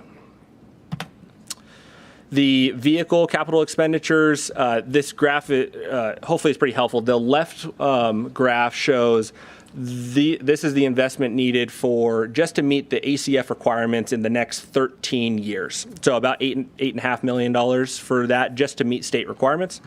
If there's direction to try to meet the net zero goals established by town council, we're looking at about $25.5 million over the next 18 years. So a little bit, there's a 5 extra year horizon there, but obviously an additional about 17 million.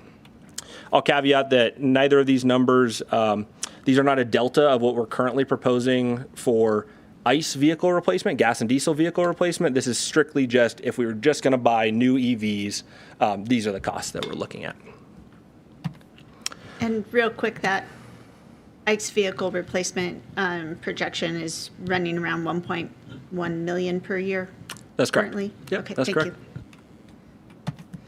I just want to highlight some of the accomplishments to date. So in 2024, we had about 17 fleet EVs and 2 EV motorcycles. It continues to grow. Transit is expanding their fleet as well. We have a few ports over at the Corp Yard for our fleet trucks. We have 4 ports here at Town Hall. 3 are publicly available, and 1 is for dedicated for the police department. We have 6 over at the Riverview Corp Yard, which is for transit operations.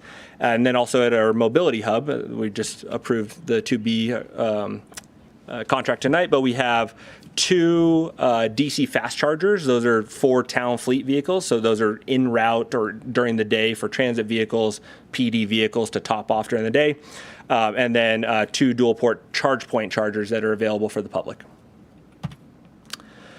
We received one public comment that had a few different items on it. Overall, the commenter was in support of approving the Muni EV plan, but wanted consideration for these 3 items, which one was just to ensure that the charging units that we're utilizing are appropriate for the vehicles that are being are current and appropriate for the vehicles that are being charged. So they mentioned the North American Charging Standard, which is NACS. That's Tesla, if anyone needs to know that. But everyone's been kind of converting to that, or most manufacturers. So that was the first one. And our plan during implementation would be to obviously implement the most current approach for those chargers. The next one is whether the town should own the EV charging equipment or should it be outsourced. Right now, we actually have a combination of both. We have internal Ford chargers that we own and operate, and then we have charge point chargers that we consult out for. We'd probably be looking at a combination of both moving forward, depending on what the needs were for the equipment that we're doing.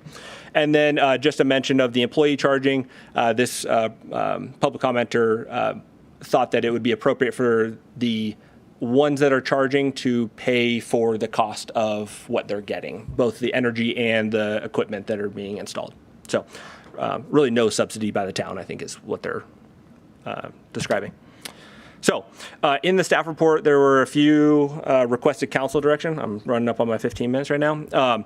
One is for employee charging. And I think staff's recommendation is for the to pursue employee infrastructure as part of the implementation projects with some amount of subsidy provided by the town, such as charging at a reduced rate. Current ones outside are free for the first 4 hours and then are charged at an hourly rate after that. Our plan for that would be to further refine what that structure might look like and present it to council as part of the phase 1 implementation project, which is C2509, sometime next year. The next request is for EV fleet purchases, which is whether staff should be working towards just meeting the state of California requirements, those 50 vehicles, or if the net zero goal should be pursued.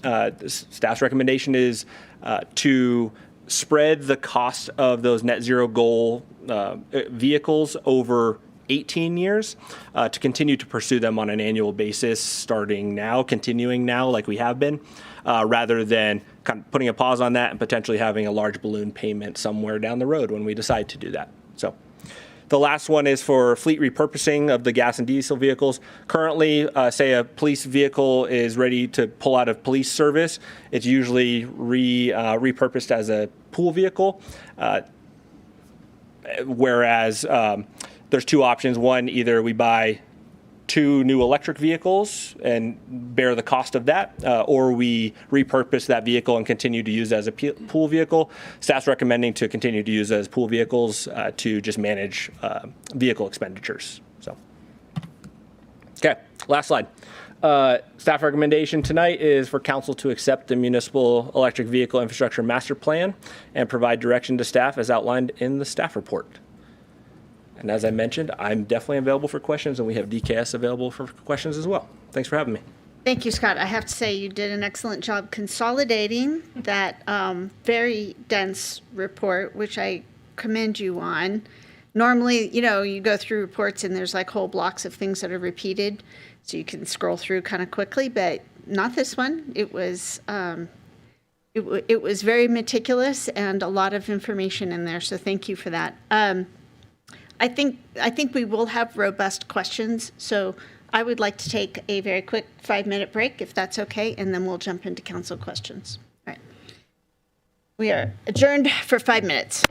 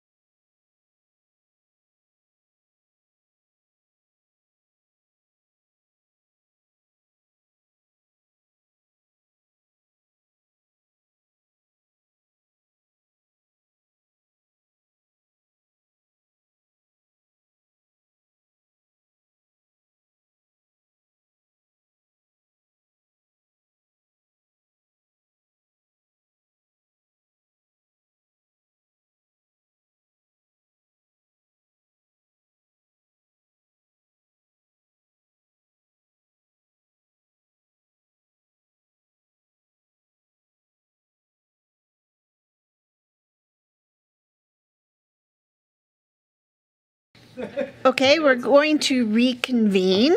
Again, Scott, thank you for the great presentation. We're going to open up to questions from council. Councilmember Romack, do you have any questions? You want to start us off? Yeah, thank you very much, Scott, and for EKS for the report and everything. A few questions.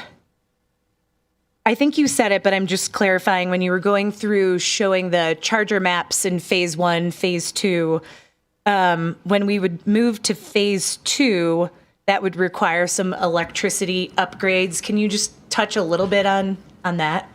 Yeah, absolutely. So as you can kind of see with the costs associated with phase 1 versus phase 2, with this one, phase 1, pretty reasonable cost, under $1 million expected. Phase 2 jumps up to about $3.5 million. What that will require is a capacity improvement from the grid. So that will be working with the PUD to upsize our transformers, potentially new electrical switches. All of the infrastructure that actually supplies the feed to the site will need to be increased in capacity to provide the amount of energy needed for that phase 2. Got it. Thank you.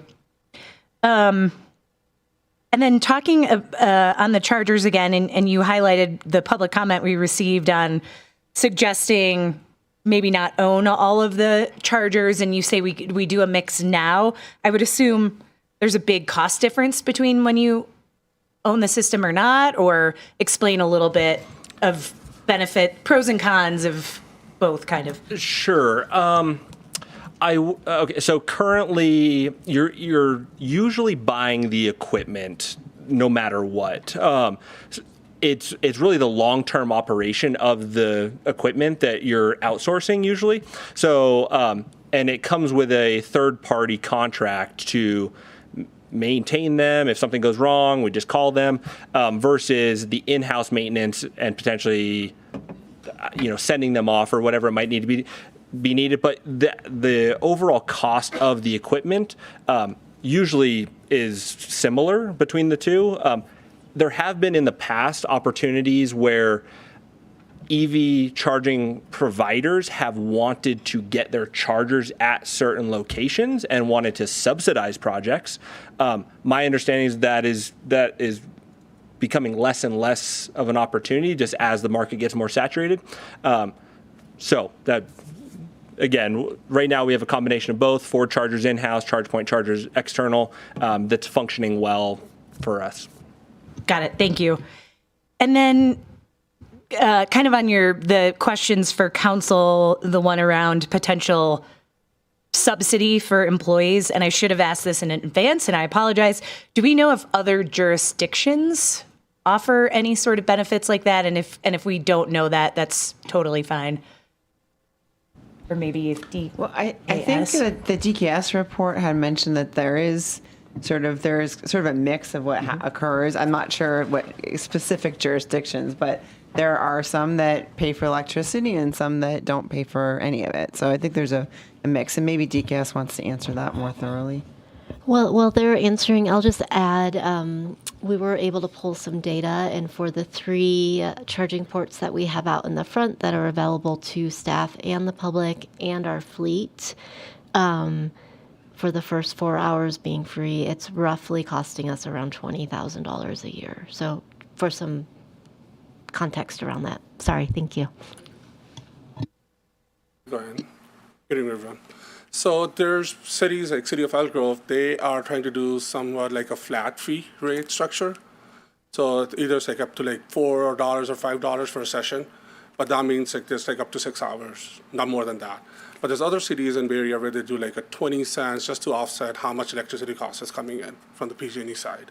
So there's a mixture of those here in California. There's some on early adoption in Washington states. They're still looking into those. Something that's going to be about close to 20 to 30 cents per kilowatt, in that range. Yeah.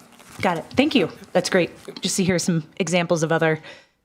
And then we do, if my memory serves me correct, we do offer some sort of benefits for staff that do alternative transportation in traveling to work already, right? If you bike or carpool, you get some sort of benefit. That's correct. Every time you carpool, bike, motorcycles are included in that. You receive additional credit towards additional vacation time. EVs are excluded from that.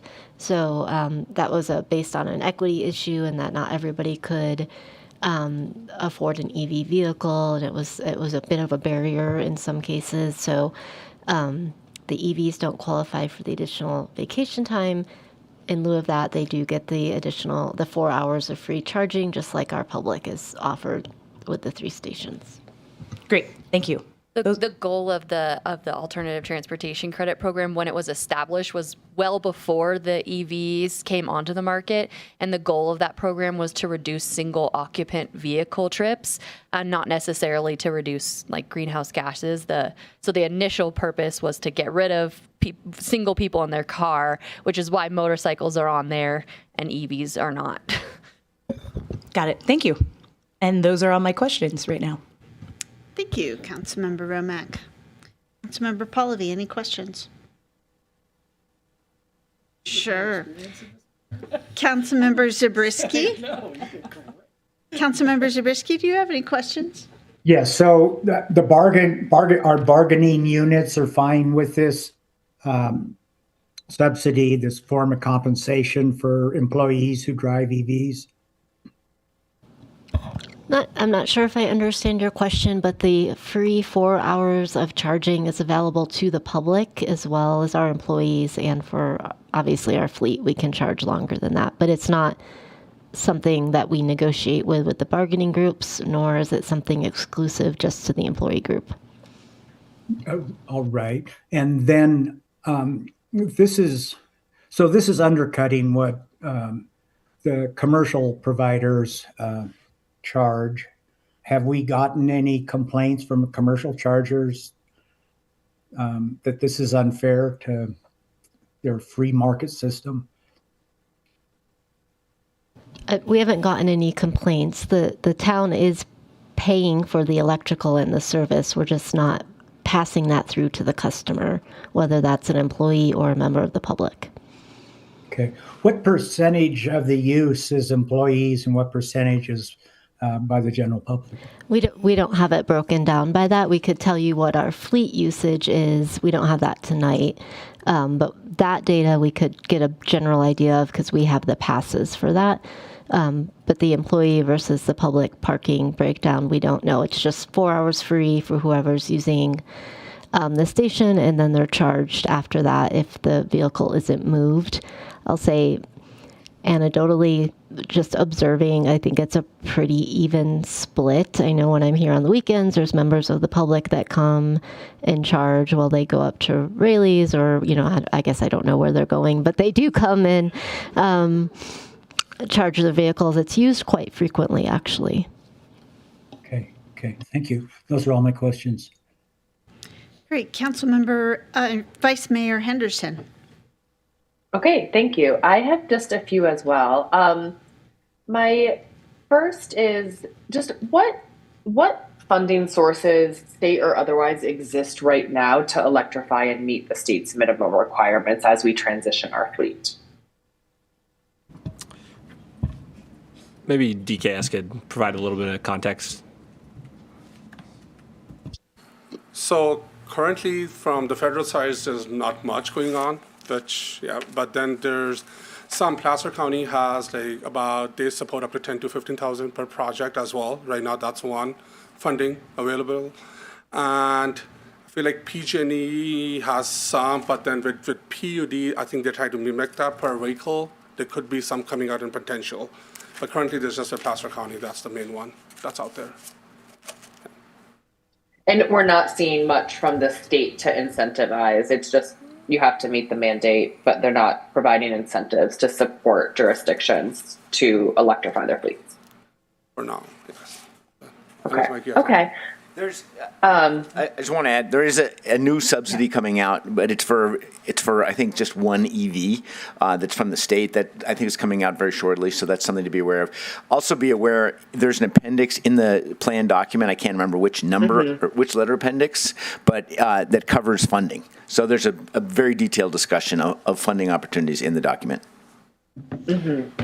I will say we have received funding from the Northern Sierra Air Quality Management District to electrify some of our vehicles in the past. Their funds aren't like specifically designated for fleet electrification, but we have been able to get projects awarded through their programs. Additionally, there are some federal transit programs that we've been able to use to help electrify or move to like clean diesel buses. That's just for our public transit program, though. Okay. Okay, thank you. And then I'm trying to understand the actual incremental annual budget impact of the net zero versus the ACF minimum scenarios, since you want policy direction on that tonight. And I know the staff report presents a couple of figures, and so it looks really clean, right? The ACF minimum at 8.3 million vehicle CapEx and 2.3 million charging infrastructure. And then the net zero, which obviously goes till 2044, 25.5 million vehicle CapEx, 5.6 million in infrastructure. So they look like a nice cost comparison, but they're not fully, right? Because they're not net of the existing budgeted replacement. I think Mayor Klopstad mentioned it earlier, the approximately $1.1 million per year that is already anticipated to be spent. So can you walk me through sort of that incremental impact a little bit more? Sure. Okay, so if we don't even think about it from a delta of what we're currently forecasting for gas and diesel vehicle replacement, because we are working on updating that fleet replacement plan as well. If you just look at these two graphs, you're looking at about $17 million between the two over an 18-year period. So if the incremental increase every year is about $1 million a year towards the net zero goals to be able to have that happen above the state requirements. So I also did some quick calculations on this. So if we're going to spend 8.3 million over 13 years, that's, roughly $470,000 a year out of our already budgeted 1.1 million, correct? Right. So Correct. there's a delta there, and some of that will be used by replacing ICE vehicles that don't have good options for electric vehicles, but that is not on top of our 1.1 million, correct? It gets a little complicated, and that's sort of why our staff recommendation talked a little bit about the fleet replacement plan that we have. So last time we updated it was in 2020, and the 1.1 million that we set aside in the budget every year is based on that. What we are recommending is some general direction from the council, like, hey, we want you to continue. We want you to kind of continue to pursue going above and beyond what's required by Advanced Clean Fleet. We are currently working on updating our fleet replacement plan. So our recommendation is, as part of that, fine tune the numbers a little bit more and look at two alternatives. So we can come back to you all with a little bit more information on what the difference in the cost is of just meeting Advanced Clean Fleet versus like this larger goal. Because you're right, we're setting aside money if we're just replacing everything with ICE, it's 1.1 million a year roughly.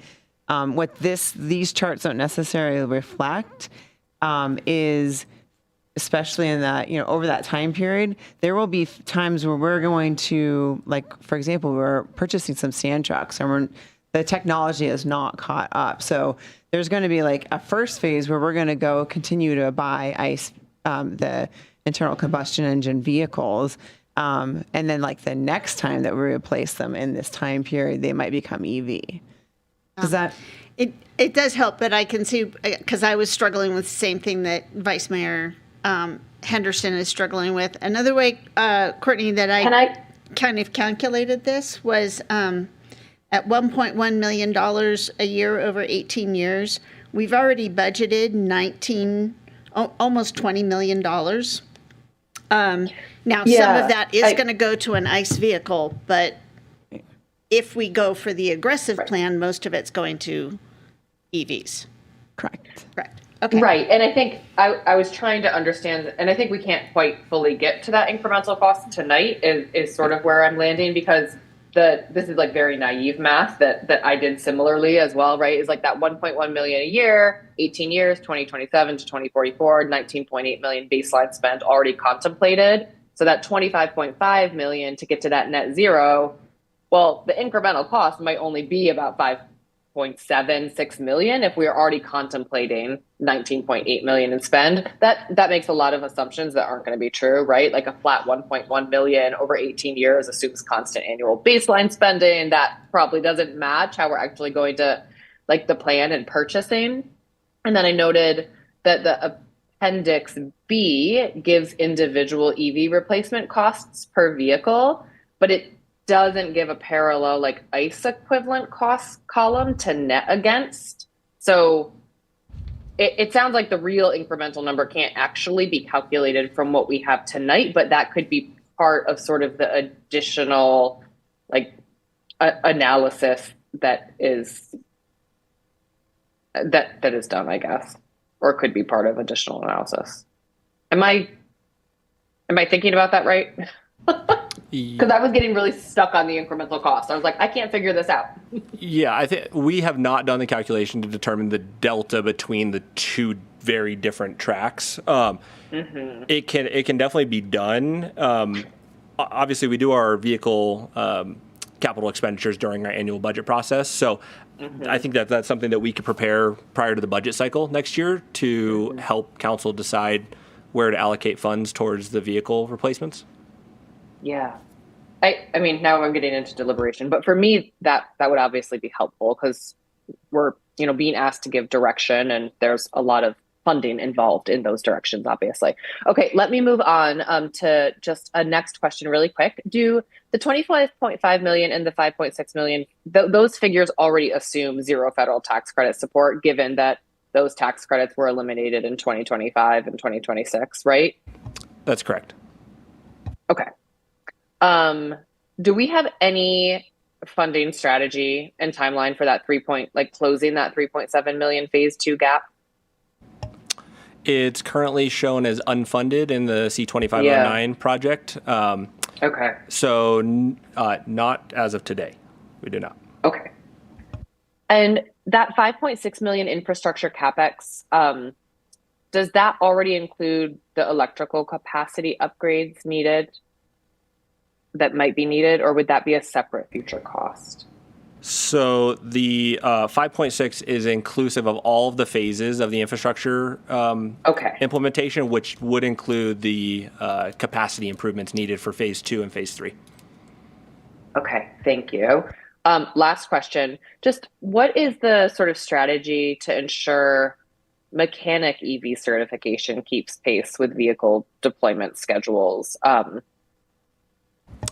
Yeah, we're continuing to kind of coordinate with our fleet team to find opportunities for training and certification of our mechanics. My understanding is that there's some systems that the manufacturers are open to training municipal mechanics on, and then there are other pieces of the vehicle that they are not comfortable certifying municipal mechanics on. So right now we're pursuing certification or at least training in the parts that are able to be maintained by a municipal mechanic, but still outsourcing if something like a closed system of the vehicle needs to be replaced. It would still need to be brought to a dealer. Okay, wonderful. Thank you for answering all of my questions. I appreciate it. Thank you, Vice Mayor. Councilmember Pallavi. Yeah, it's good I didn't ask my question because you guys cleared it all up for me. So thank you. It was about the difference in what we were going to be paying over time.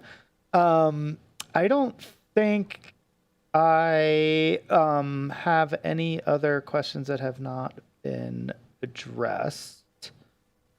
No, I'm good on my questions. Thank you.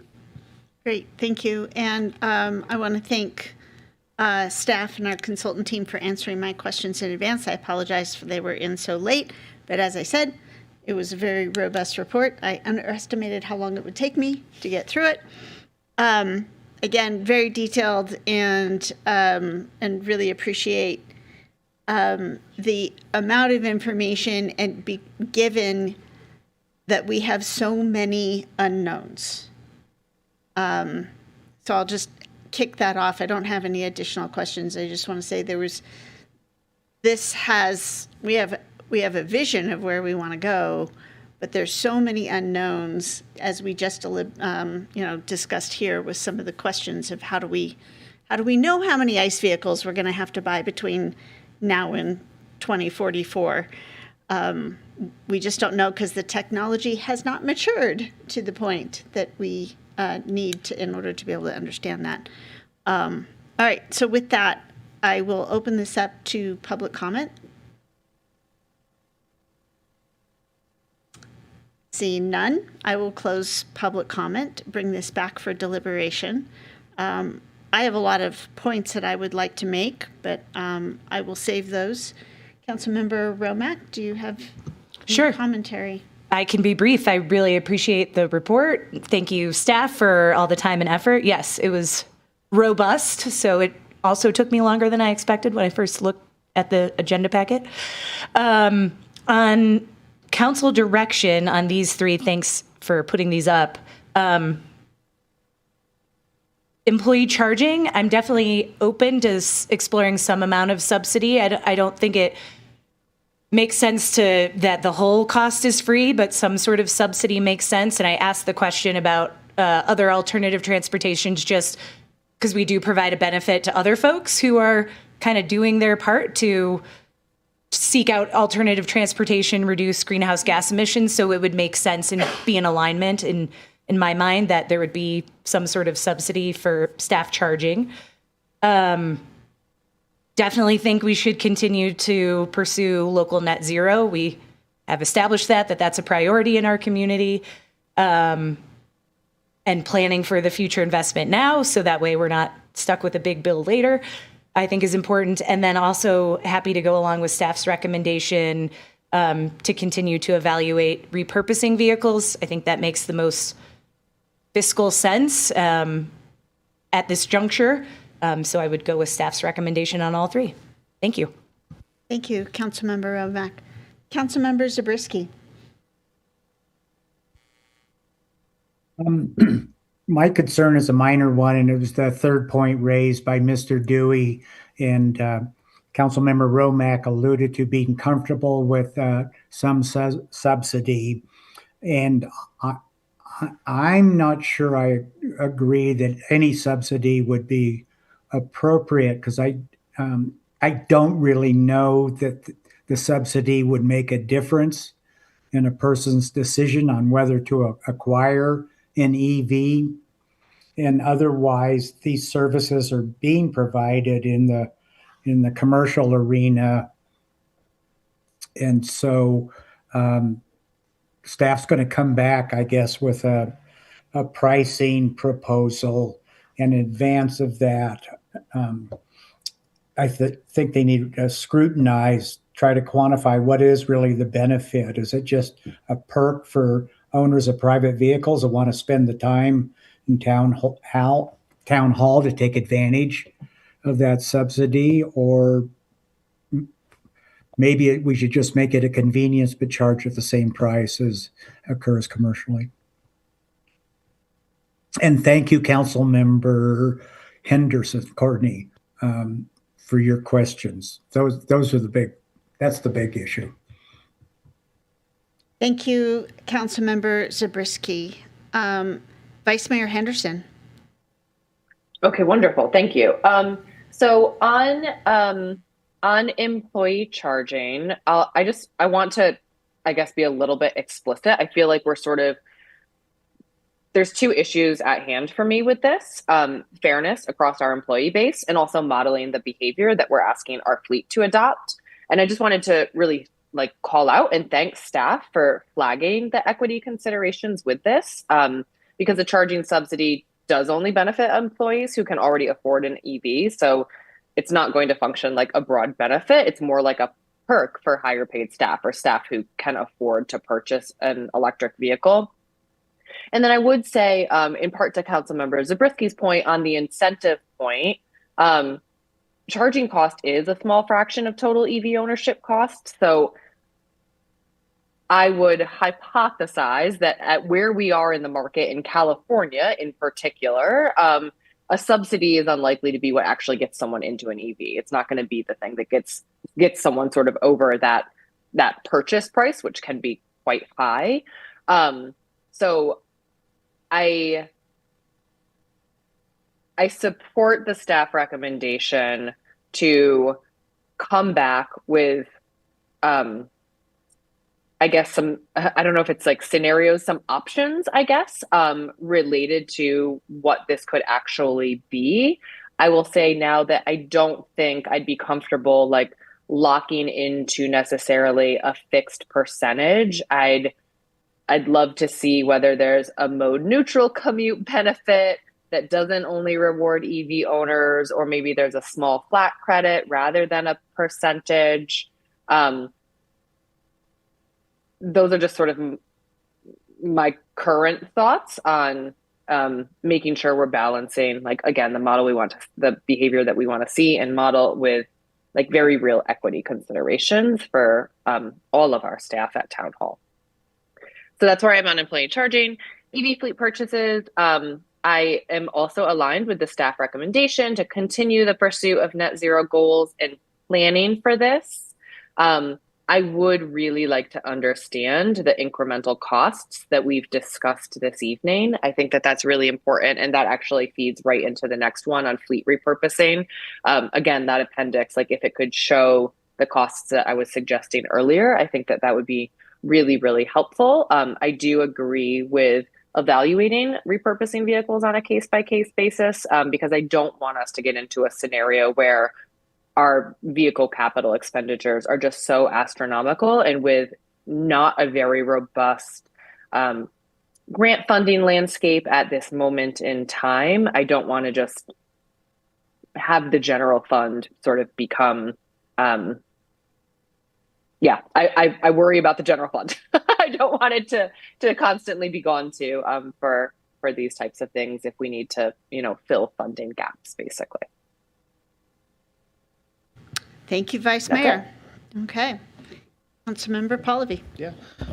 First, I'd like to say, Scott, I really like this staff report, and I think this was an excellent outline for future staff reports, especially in the second section regarding the direction, the staff recommendation, broken out really cleanly and clearly and not mushed together in one big story that we have to figure out what you're asking us for. So I very much appreciated that clarity and look forward to future staff reports permeating the rest of the system.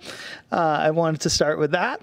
I think I'm going to split the difference between Councilmembers Henderson and Zabriskie. I agree with Councilmember Zabriskie on the employee charging and subsidy without further information. I basically don't support a subsidy provided by the town. I think that for a lot of other reasons, but primarily an equity issue, our charging is a service that we are now investing upwards of $20+ million in, and while we're not going to recoup that fee from our employees, it's part of the cost of doing business, and it's part of the cost of owning an EV. And then on the other two, I think I primarily agree with Councilmember Henderson of the staff recommendations. I'm fine with both of those and continuing to evaluate those scenarios as we move forward. In addition to the pursuance of the local net zero goal, we've spoken about this before. I do support it very much so in theory, but with prudent fiscal oversight that accompanies that to make sure that achieving that goal is the right path financially for the community. So, thank you. Thank you, Councilmember Pallavi. Okay, so again, thank you so much for all of this great detail and all of these things to consider. The 3 phases are really well thought out, and I think that's a good execution of what we know now, what we hope to know soon, and what we think maybe the future will bring. So that works really well. I have to say, I loved figure 13 with our employee commute pattern. It made me smile. I want to thank all our employees for all your efforts to mitigate VMT and GHG emissions. That really warmed my heart. I do think the affordability of EVs is going to change over the next 15 to 20 years. So I think this discussion about equity and fairness in terms of employee charging, that needs to remain alive and open for discussion, because I think it is going to evolve a lot over the next several years. And one thing that I would like to see, I definitely want to see free employee charging to continue, because as the staff report points out, the focus there is to have charging during daylight hours when we have ample renewable and sometimes 100% renewable energy in Truckee available to us, and avoid those evening charging times, particularly during those peak hours where we've got that ugly duck curve coming in and the dirtiest of our energy is deployed right as people are coming home from their commutes. I think if we wanted to really focus on that, we could set up our chargers, or at least the public-facing ones, so that they charge a rate at night and not during the day. I think that would be a very interesting way to look at that, and therefore we are recouping some of the costs, and we are disincentivizing the use of those chargers during those dirty peak hours. So those are just my comments on the employee charging. I think in general, before I get into the fleet purchases, the cadence review of this, I think 5 years is too long. I think there's going to be a lot that happens in the next 5 years, and potentially some changes in federal or state funding. So I would like two things. One, either like a midpoint funding update that could just be a memo. Maybe a mid-year technology update, again, could just be a memo, or look at this as more of like a 3 to 4 year update process. One other possibility there, I think we could instigate a trigger update if there is a change in federal funding or programs for EV charging infrastructure or EVs.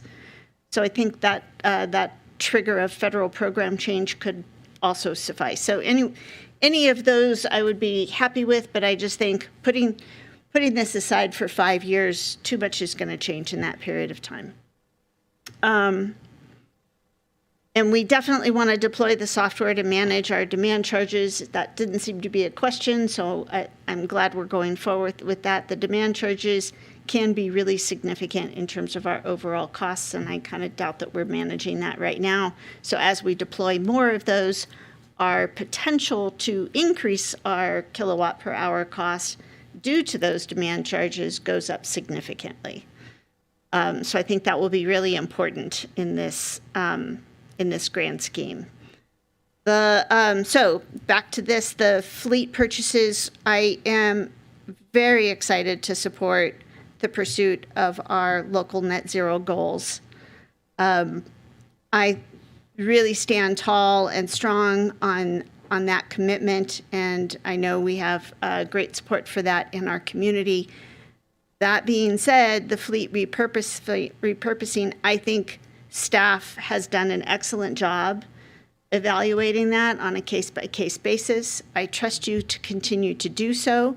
I think the one element we could add into this is an evaluation of what is that resale cost versus reuse cost and replacing with an EV.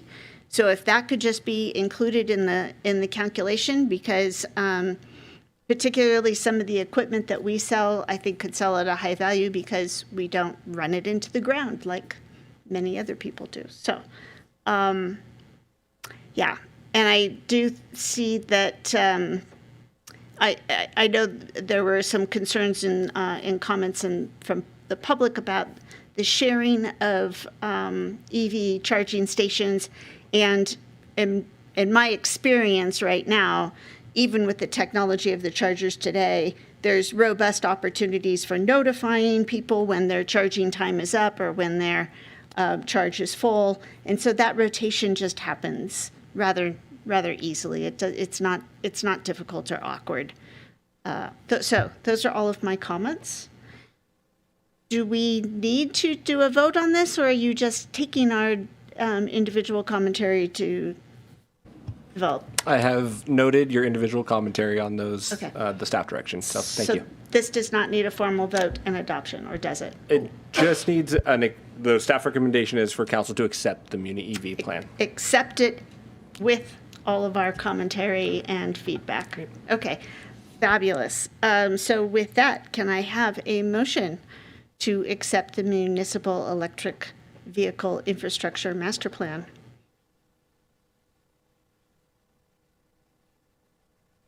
I move that we accept the Municipal Electric Vehicle Infrastructure Master Plan with the direction that we have provided to staff this evening. Thank you, Vice Mayor Henderson. And a second? Second. Councilmember Pallavi seconds. May I have a roll call vote, please? Yes, thank you. Councilmember Zabriskie. Yes. Councilmember Pallavi. Yes. Councilmember Romack. Yes. Vice Mayor Henderson. Yes. And Mayor Klobstad. Enthusiastically, yes. Thank you. Thank you, Kelly. Okay, with that, thank you so very much for being here this evening. I'm very excited for this deployment and look forward to more updates. Okay. All right, now we're moving on to our Truckee Active Transportation Plan update and formation of stakeholder committees.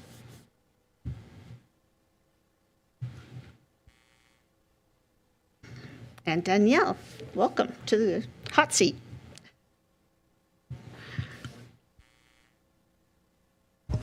Hello, I'm Danielle McHugh, Transportation Program Coordinator. I'm just trying to get this up correctly on my screen here. Okay, so I am here to provide the active transportation plan update, including formation of the ATP Stakeholder Committee. So just wanted to provide a quick update. Back in late June, the contract with our consultant, GFT, was approved by Town Council. Since contract execution, staff has been working with the consultant team to move from project initiation into data collection and engagement setup, working out details for traffic counts, intercept surveys, and our public outreach plan, including like pop-up events that the consultant will attend to gather community feedback, such as the farmers market, music in the park, and the community block party in September. The public survey will help gather input on origins and destinations, recreational and community needs, existing barriers and limitations, maintenance or infrastructure concerns, and wayfinding, signage, and safety.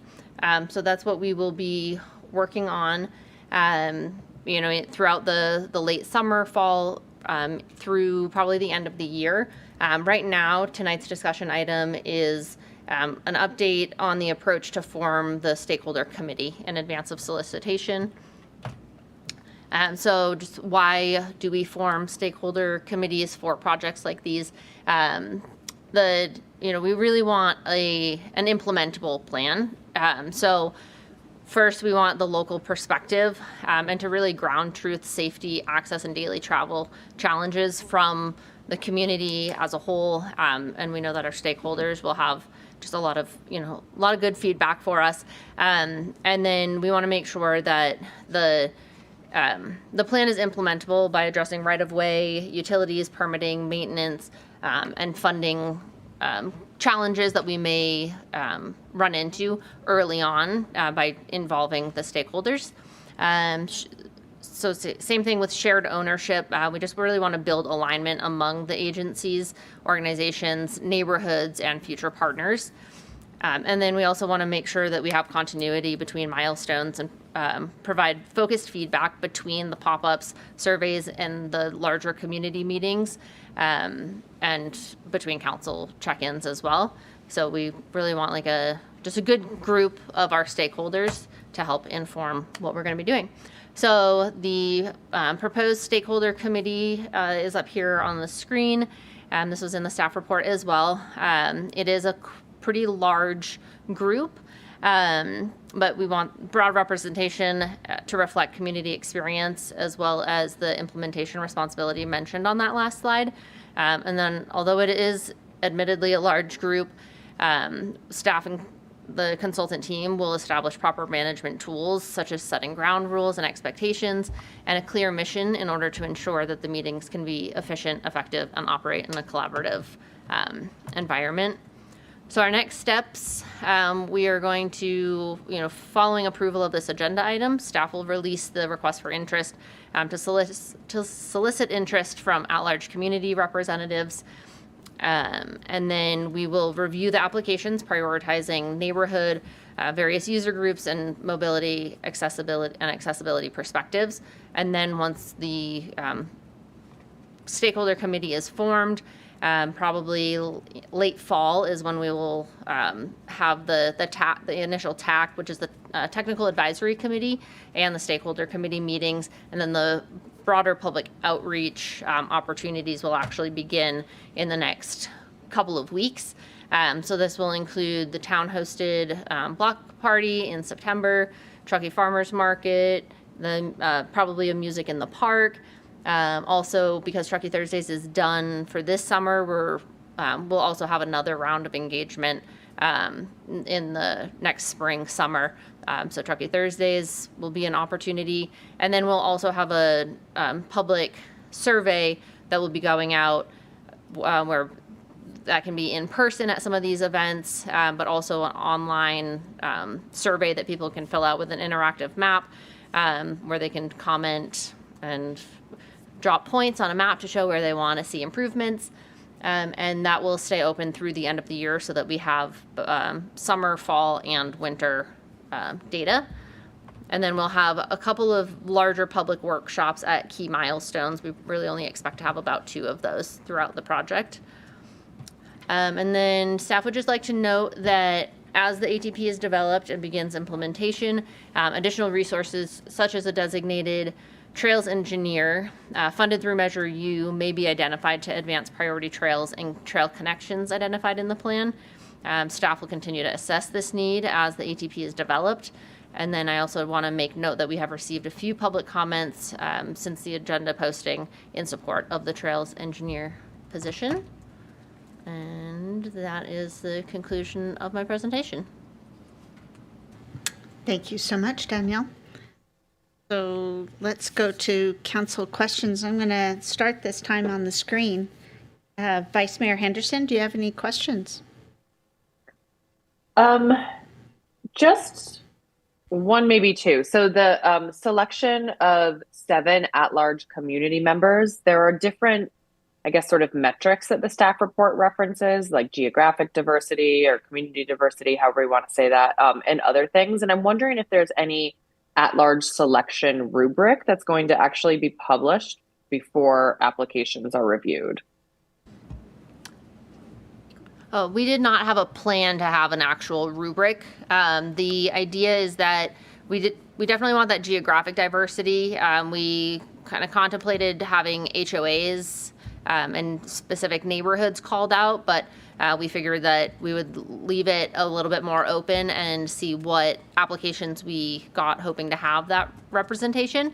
But we don't currently have like a rubric to use for the at-large seats. I'll just add it, similar to when we established the Chiefs Advisory Committee, we did not have a rubric as well, but we were very conscious about making sure we had a good blend of demographics, gender, ages, understanding of police services, so we had a broad representation. So that was why we left this broad in order to be able to draw in those diverse perspectives. That's okay. Thank you. I appreciate that.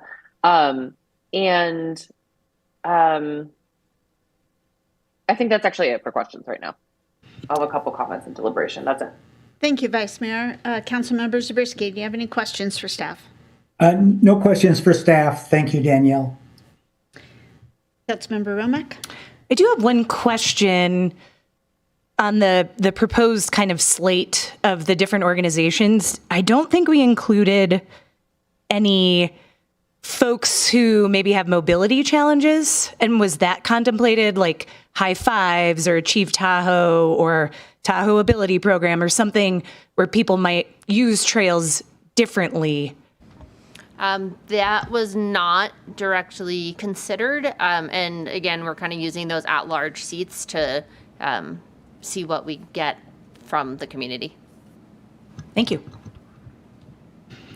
Thank you, Councilmember Romack. I was going to ask that same. Councilmember Pallavi, any questions?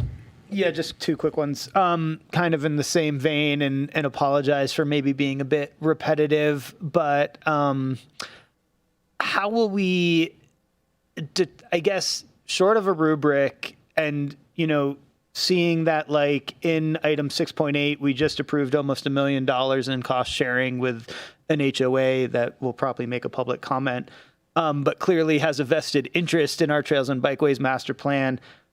Like, to me, that sits in the same lane as a PUD and a park and rec district, quite bluntly.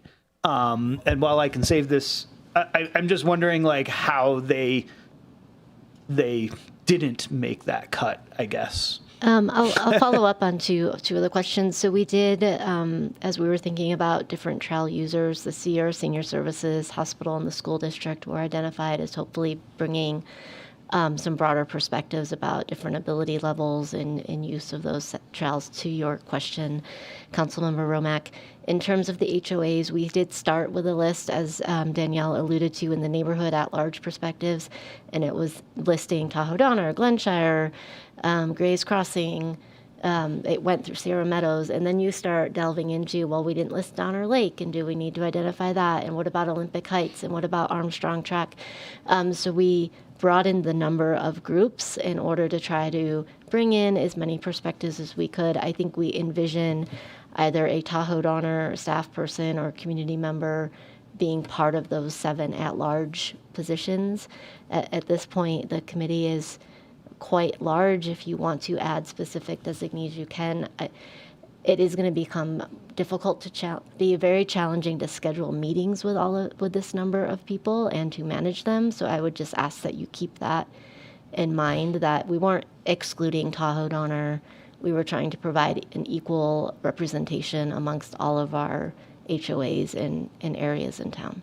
Yeah, no, I don't think you were purposely excluding anybody. I'm not taking that. I just feel like just in the short time we've been up here and you've been at the dais, we've already named like 20 other interest groups, I guess, is my concern, right? So which is the problem inherently, yes. No doubt. Yes. Yeah. And Too I bad think we don't have a rubric. I think that is the point of the other public engagement efforts, is that there's a number of other opportunities for everybody to participate and provide feedback, and we were trying to find that balance. No problem.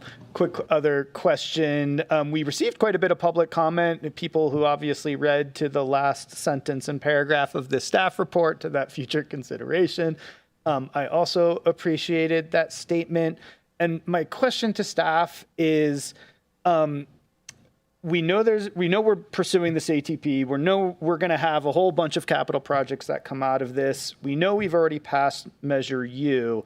So I guess, how many more triggers are we looking for until we have the human resources to actually move this forward? So a couple of notes on that. I mean, it is a bit unusual that we include something like that in the staff report. We did so in this case. The Baker Tilly recommendations included a recommendation for a transportation engineer. And thus far, with all of our staffing recommendations that have come forward in budget, they've been very aligned with the Baker Tilly recommendations. I think maybe with one exception. So this is slightly different from that, and wanted to, in the spirit of no surprises, share that that's what we're thinking, and perhaps in lieu of the transportation engineer, but somebody more focused. In terms of timing and triggers, I don't think it is a matter of triggers or timing. It isn't in the current budget. We can come back and have that conversation. We are currently have about 14 positions we're recruiting for, and don't have capacity to recruit for another position, even if you wanted to add that today. So the path is, around the mid-year time when we come back, have that conversation. If you want us to have it earlier, we can, but we really can't even start a recruitment, a job description, that sort of thing until early in the calendar year, which is going to align pretty well with your budget cycle. You might get ahead of it a month or two in advance, but that's about the timing if that's the direction you go. Thank you. No further questions. Don't worry about being blunt. Yeah, we're all good here. Okay, so this is a large list. What is the ideal stakeholder committee size? What's your target? For this one, we've identified about 30 seats total. Okay, with alternates, so that means we're really hoping that 30 people show up. Yes. For the meetings. So I think we've learned some lessons. If you recall, the General Plan Advisory Committee was really large. And then, of course, having to go remote for that was more challenging. R2SC was also large, and it was a Brown Act committee, so that creates challenges in terms of making sure you have attendance at the meetings and can actually hold them. The rail yard or the railroad pedestrian crossing was not Brown Act. I think had about 20 people. And in all of those scenarios, the groups dwindled down as the programs went through. So, or the plan progressed. So, we think that will happen here. But to the point of there's 20 groups we haven't named, there's a lot of groups that aren't specifically called out there, and we hope they participate in the other engagement efforts. But the larger and the more seats we add, just the harder it is going to be to manage that. And do you have an idea of how many meetings you anticipate this committee holding? We have identified up to 5. That I think it was similar with the downtown Ped crossing study, and we can probably dwindle that down as the plan progresses. But we have scoped up to 5. Okay, and then the applicants are going to be reviewed by the project team, so that's the staff team. Okay. This might be a good one for some coffee talks or another outreach opportunity. Yeah. Okay. We'll open this to public comment at this time. Come on up.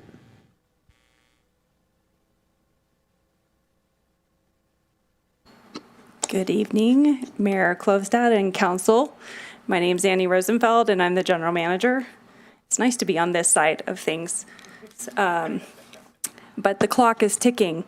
I am here to provide public comment, and I have written statement because I didn't get a chance to send it in today earlier. Tahoe Donner strongly supports the town moving forward with this long-awaited active transportation plan update and the actions today. We appreciate the town staff's leadership in bringing this effort forward and the town council's continued support of active transportation in our town.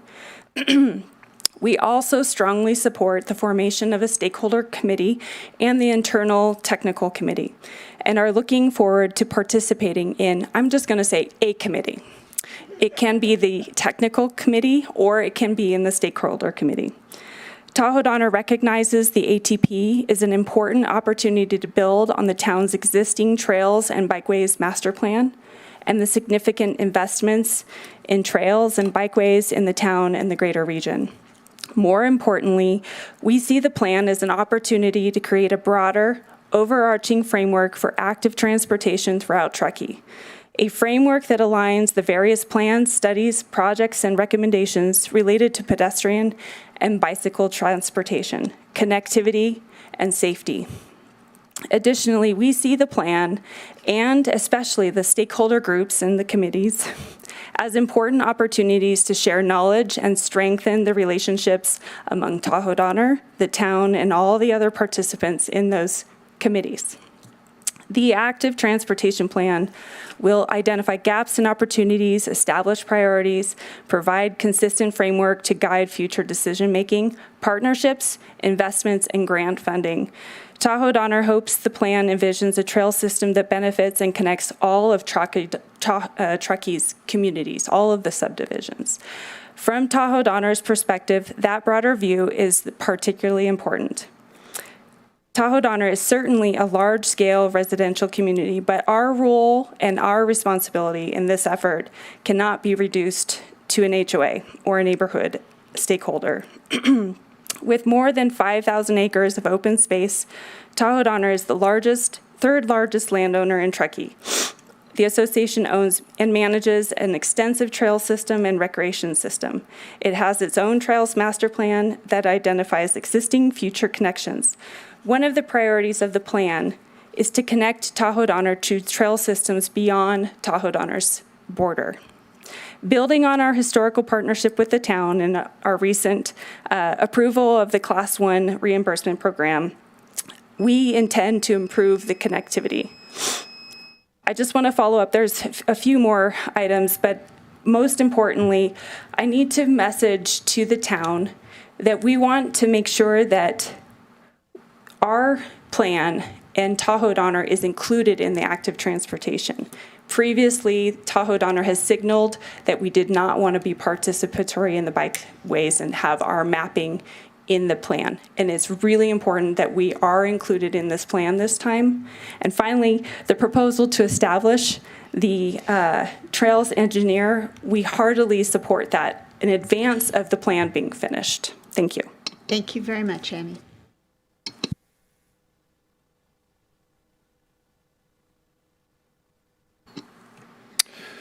My name is Benjamin Levine. I'm a member of Tahoe Donner's Board of Directors and President of the Tahoe Donner Association. I'm speaking tonight on behalf of Tahoe Donner's Board of Directors. Years ago, before I was elected to the board, and before we hired Annie as Tahoe Donner's General Manager, Annie and I co-chaired Tahoe Donner's Trails and Open Space Committee.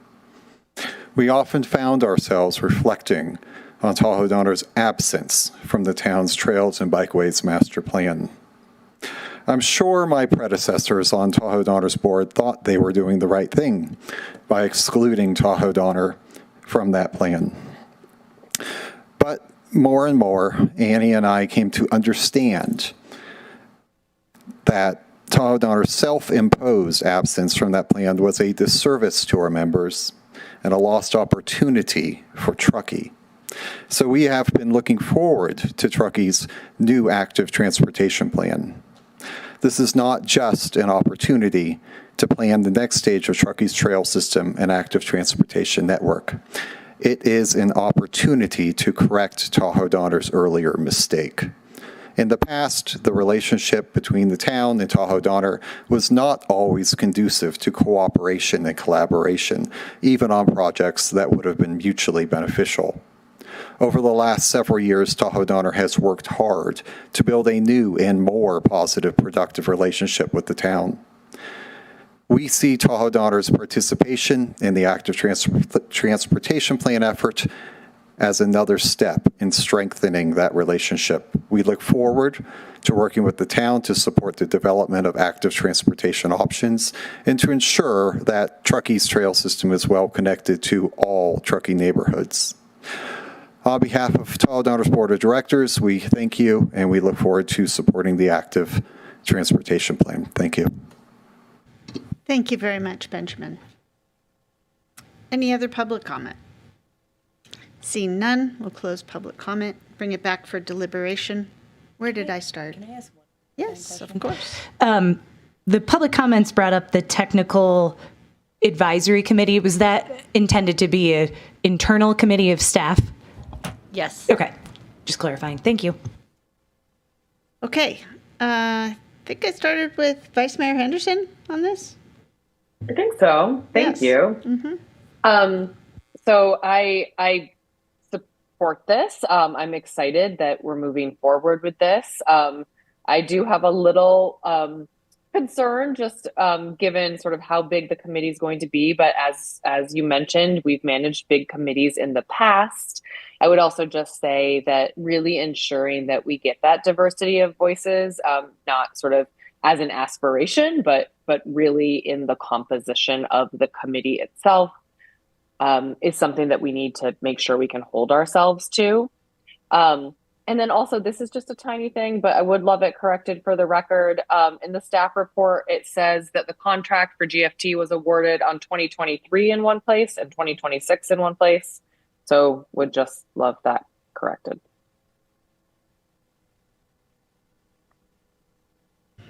Thank you, Vice Mayor. Councilmember Zabriskie.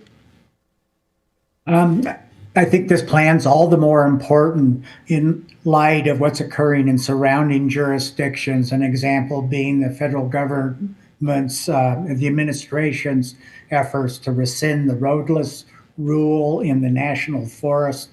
I think this plan could turn into a template for having active transportation usage within the federal lands, and that's something to keep in mind as we move forward. Thank you, Councilmember Zabriskie. Councilmember Roma. Thank you. Yeah, I agree with my fellow council members. Very excited for this. I know we all have been talking about this for a long time, so it's really exciting. I've already talked to some community members who are interested in participating. So once this is open, I can share that with them to apply. I do think, I don't think a rubric is needed because Danielle, you answered it perfectly of depending on who applies. But if there is an opportunity for people who, again, might have mobility challenges, I think a lot of our organization are fantastic, but oftentimes they're dealing with people that might be at a high level of utilizing trails. And so ensuring we're looking at all types. So I think you guys have done a great job with that, but just keeping that in mind. And I'm comfortable with at-large community representation. I think how you described it makes sense, and would hope Tahoe Donner submits folks to be part of that, and really excited about the collaboration and inclusion of Tahoe Donner's plans as well. Thank you. Councilmember Polivi. Yeah, mostly the same. Ready to move forward, excited to be a part of the group and participate however best I can. Also look forward to hopefully seeing a Tahoe Donner representative both submitted and hopefully included. I just think it's they have so many miles of trails, such a large percentage of open space, and significant investment with the town more so. And I'm not playing any HOA against any other HOA. They simply have over 5,000 units up there, and that's just a really big one. And have done amazing work with the tools, with the trails, with the system that they already have, and continue to show us significant interest in further investment. So I think they're an investor in this program, and that does sort of rise to the top for me in terms of how we determine some of that representation. So I just wanted to mention that. And then obviously, yes, I understand there are significant staff constraints. I understand our HR department is extremely busy, and I am fully remiss and take 100% responsibility for not flagging this during our initial budget process. I actually think this was a tiny miss of how are we going to implement the ATP, because you guys are already doing your jobs, and this is dedicated funding that's come forward, and we do need to free up those resources in order to execute on the vision that's going to come out of this, and just really want to appreciate the voters who have put that in front of us and put that funding at the town's disposal to really engage and make this transportation plan come to life once it's fully vetted. So I do think the human resource piece of this is going to be important, and I would love for us to prioritize that as soon as we are ready, and hopefully prior to the next budget cycle, and then on forward from that. Thank you. Thank you, Councilmember Pallavi. Yeah, I think the only thing, I agree with my fellow council members, the only thing I can add to this is in our small town, we all wear multiple hats. And so I think there really is an opportunity to find that sweet spot with the people that might be able to provide feedback and representation from a couple different perspectives. So I trust staff in their capability of analyzing that, but perhaps in these in the request that goes out, that we ask for some information on that, maybe a data point on, do you fall into any of these other categories, and if so, how? That might give us a little bit better cross sector of these vast number of people that want to participate in this committee. And fascinatingly, it's sometimes really hard for us to get people to participate in committees. This one will not be that. This is our community's passion, and or a large number of our community, very passionate about our trails and our connectivity. So I don't envy your job in making those selections, but I am very grateful for this to come forward, talk about something that I have been wanting for so long, and really thought it was something that we would make happen much earlier in our careers on council. But regardless, we are so happy to see it happening now, and I'm so grateful for the community for its support of Measure U in order to make this happen. So, thank you. Do you need a vote on this? We don't need a vote as long as you're good with what's been laid out. We haven't heard any shift, and look for a call for membership on the committee. Great, thank you. Okay, with that was our last discussion item. So we'll go to council reports, and then we do have a closed session after that. So Councilmember Zabriskie, would you? Okay, I'll just run through the various things I attended, beginning with the Chiefs Advisory Committee at the end of June, and then the taco night at the Navigation Center, followed by the Kids Zone groundbreaking, and then doing stream monitoring on Prosser Creek, providing public comment at a Nevada County board meeting, attending the Nevada County Transportation Committee meeting as a town's representative, and then the B City meeting that led to the council's adoption of the consent item on the resolution, and then met with Art Chapman about Soaring Ranch, and had finally attended a THAC meeting, a THAC PCT meeting in advance of the next broader meeting next week. Thank you so much, Councilmember Zabriskie. Vice Mayor Henderson? Thank you. I also had a few conversations with Art Chapman about Soaring Ranch. Thank you for the reminder, Councilmember Zabriskie. And then participated in our workforce housing.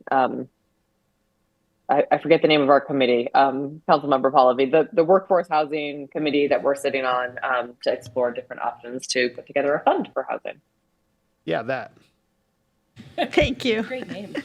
Councilmember Pallavi, what have you been up to? I also sat in on that meeting, the third Whatever it was. It was a funding meeting for homegrown housing. That's what we've been doing.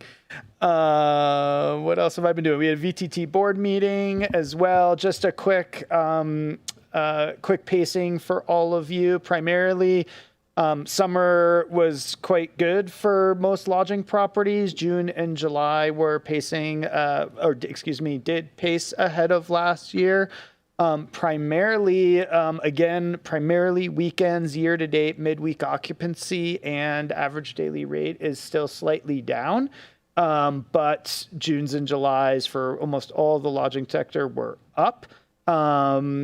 Sort of looking at some pretty steady management throughout the fall, and then they're all saying December and the winter is so far booking up compared to previous years. And I think that was about it. I also had a couple of meetings with a few different development teams over the course of July, working on a variety of different projects in town.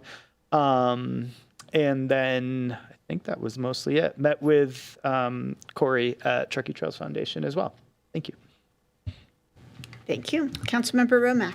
Yeah, excited through my day job working for Placer County. I am now a graduate of the National Association of Counties High Performance Leadership Academy. So I finished that this summer. And so while it is counties, there's a lot of things that cross over. Positivity is a force multiplier was a quote that I feel like rings true with me. So that was exciting. Went to the Kid Zone groundbreaking, I think with Councilmember Zabriskie, and Mayor was also at the 4th of July parade. That was, I think most of us were there. Fantastic event again. Truckee Chamber had their monthly meeting in July. Shared updates on the council. They also were talking a lot about the 4th of July parade and future ways to make it better. There was some delay in the floats making it to downtown that I think caused a lot of comments. So looking at ways to move things quicker. Also attended a fantastic ethics training with the town attorney. So I'm as ethical as possible now. Thank you, Andy. And also attended a little open house in the Museum of Truckee History, which I think both of you up here were there as well, downtown. Fabulous museum on the history of Truckee at the depot. So I would encourage folks, if you haven't been there, make sure you go there and support local history. Thank you. Forgot all those things, but yes, did that. Yes. A couple of those too. Yes, let's see. Most of us, I was 4th of July, groundbreaking for Kid Zone, taco night at the Navigation Center, Truckee History Museum. Yes, all of those. Also, I met with Michaela Sortland, who is the recently elected new Nevada City Council member. Her campaign was very focused on zero waste and greenhouse gas reduction. So we met to understand what our programs and policies are doing up here. She is planning a zero waste event for Nevada County on September 12th that you are all invited to attend. I will be there. Then I attended the town summer picnic at Donner Lake, and that was lovely. I loved the awards. Several retirement announcements. So I wish each of you a joyful and fulfilling retirement. CTA governing partners, we have met multiple times recently to both plan our quarterly meeting, which is October 23rd at the airport, 9 to 11 a.m. Everybody's welcome. But also we are working on planning a community event on the nexus of wildfire risk reduction and insurance coverage. And what we just adopted tonight on our first agenda item, I think, is another good fit in that whole nexus of how everything works together. So that will be here in council chambers on November 18th. More on that will come. And then very much so enjoyed the special tour of the Museum of Truckee History. I want to thank the Truckee Donner Historical Society and Clarissa, who organized that event. The big news there is they are scheduling private tours. The number's on the door and on their website, so you can call if you've got a group of people coming into town, because their hours are fairly limited. So you can call that number, schedule a private tour. It's amazing. And then Good Morning Truckee in July was actually exceptional. We had the airport, Tahoe Truckee Sanitation District, Truckee Donner PUD, and Truckee Donner Rec and Park District presenting on their priorities and upcoming projects. I learned a few things. It was very interesting. Watch the recording if you missed it. And then Jen and I presented on council priorities and legislative platform and just kind of project updates. Block party and staff we presented to the Nevada County Board of Supervisors. And then recently, lots of meetings as I began my campaign for the November 3rd election and as everybody else is trying to figure out what they're going to file for, which is always a fascinating thing. So yeah, active July. Thank you everybody for coming back this evening and keeping everything going the whole month while we were gone. Much appreciated. We do have a closed session. So I'm going to read those titles and see if there's any public input on any of them. So 9.1 is conference with labor negotiations for Truckee Mid Managers Association, Police Officer Association, and General Employees. Conference with 9.2 is conference with real property negotiators for parcel number 19-441-004. And the 9.3 is conference with real property negotiators for parcel number 18-580-52. And then last is 9.4, conference with real legal counsel on existing litigation. Any public comment on any of those items? Seeing none, we will close our August 11th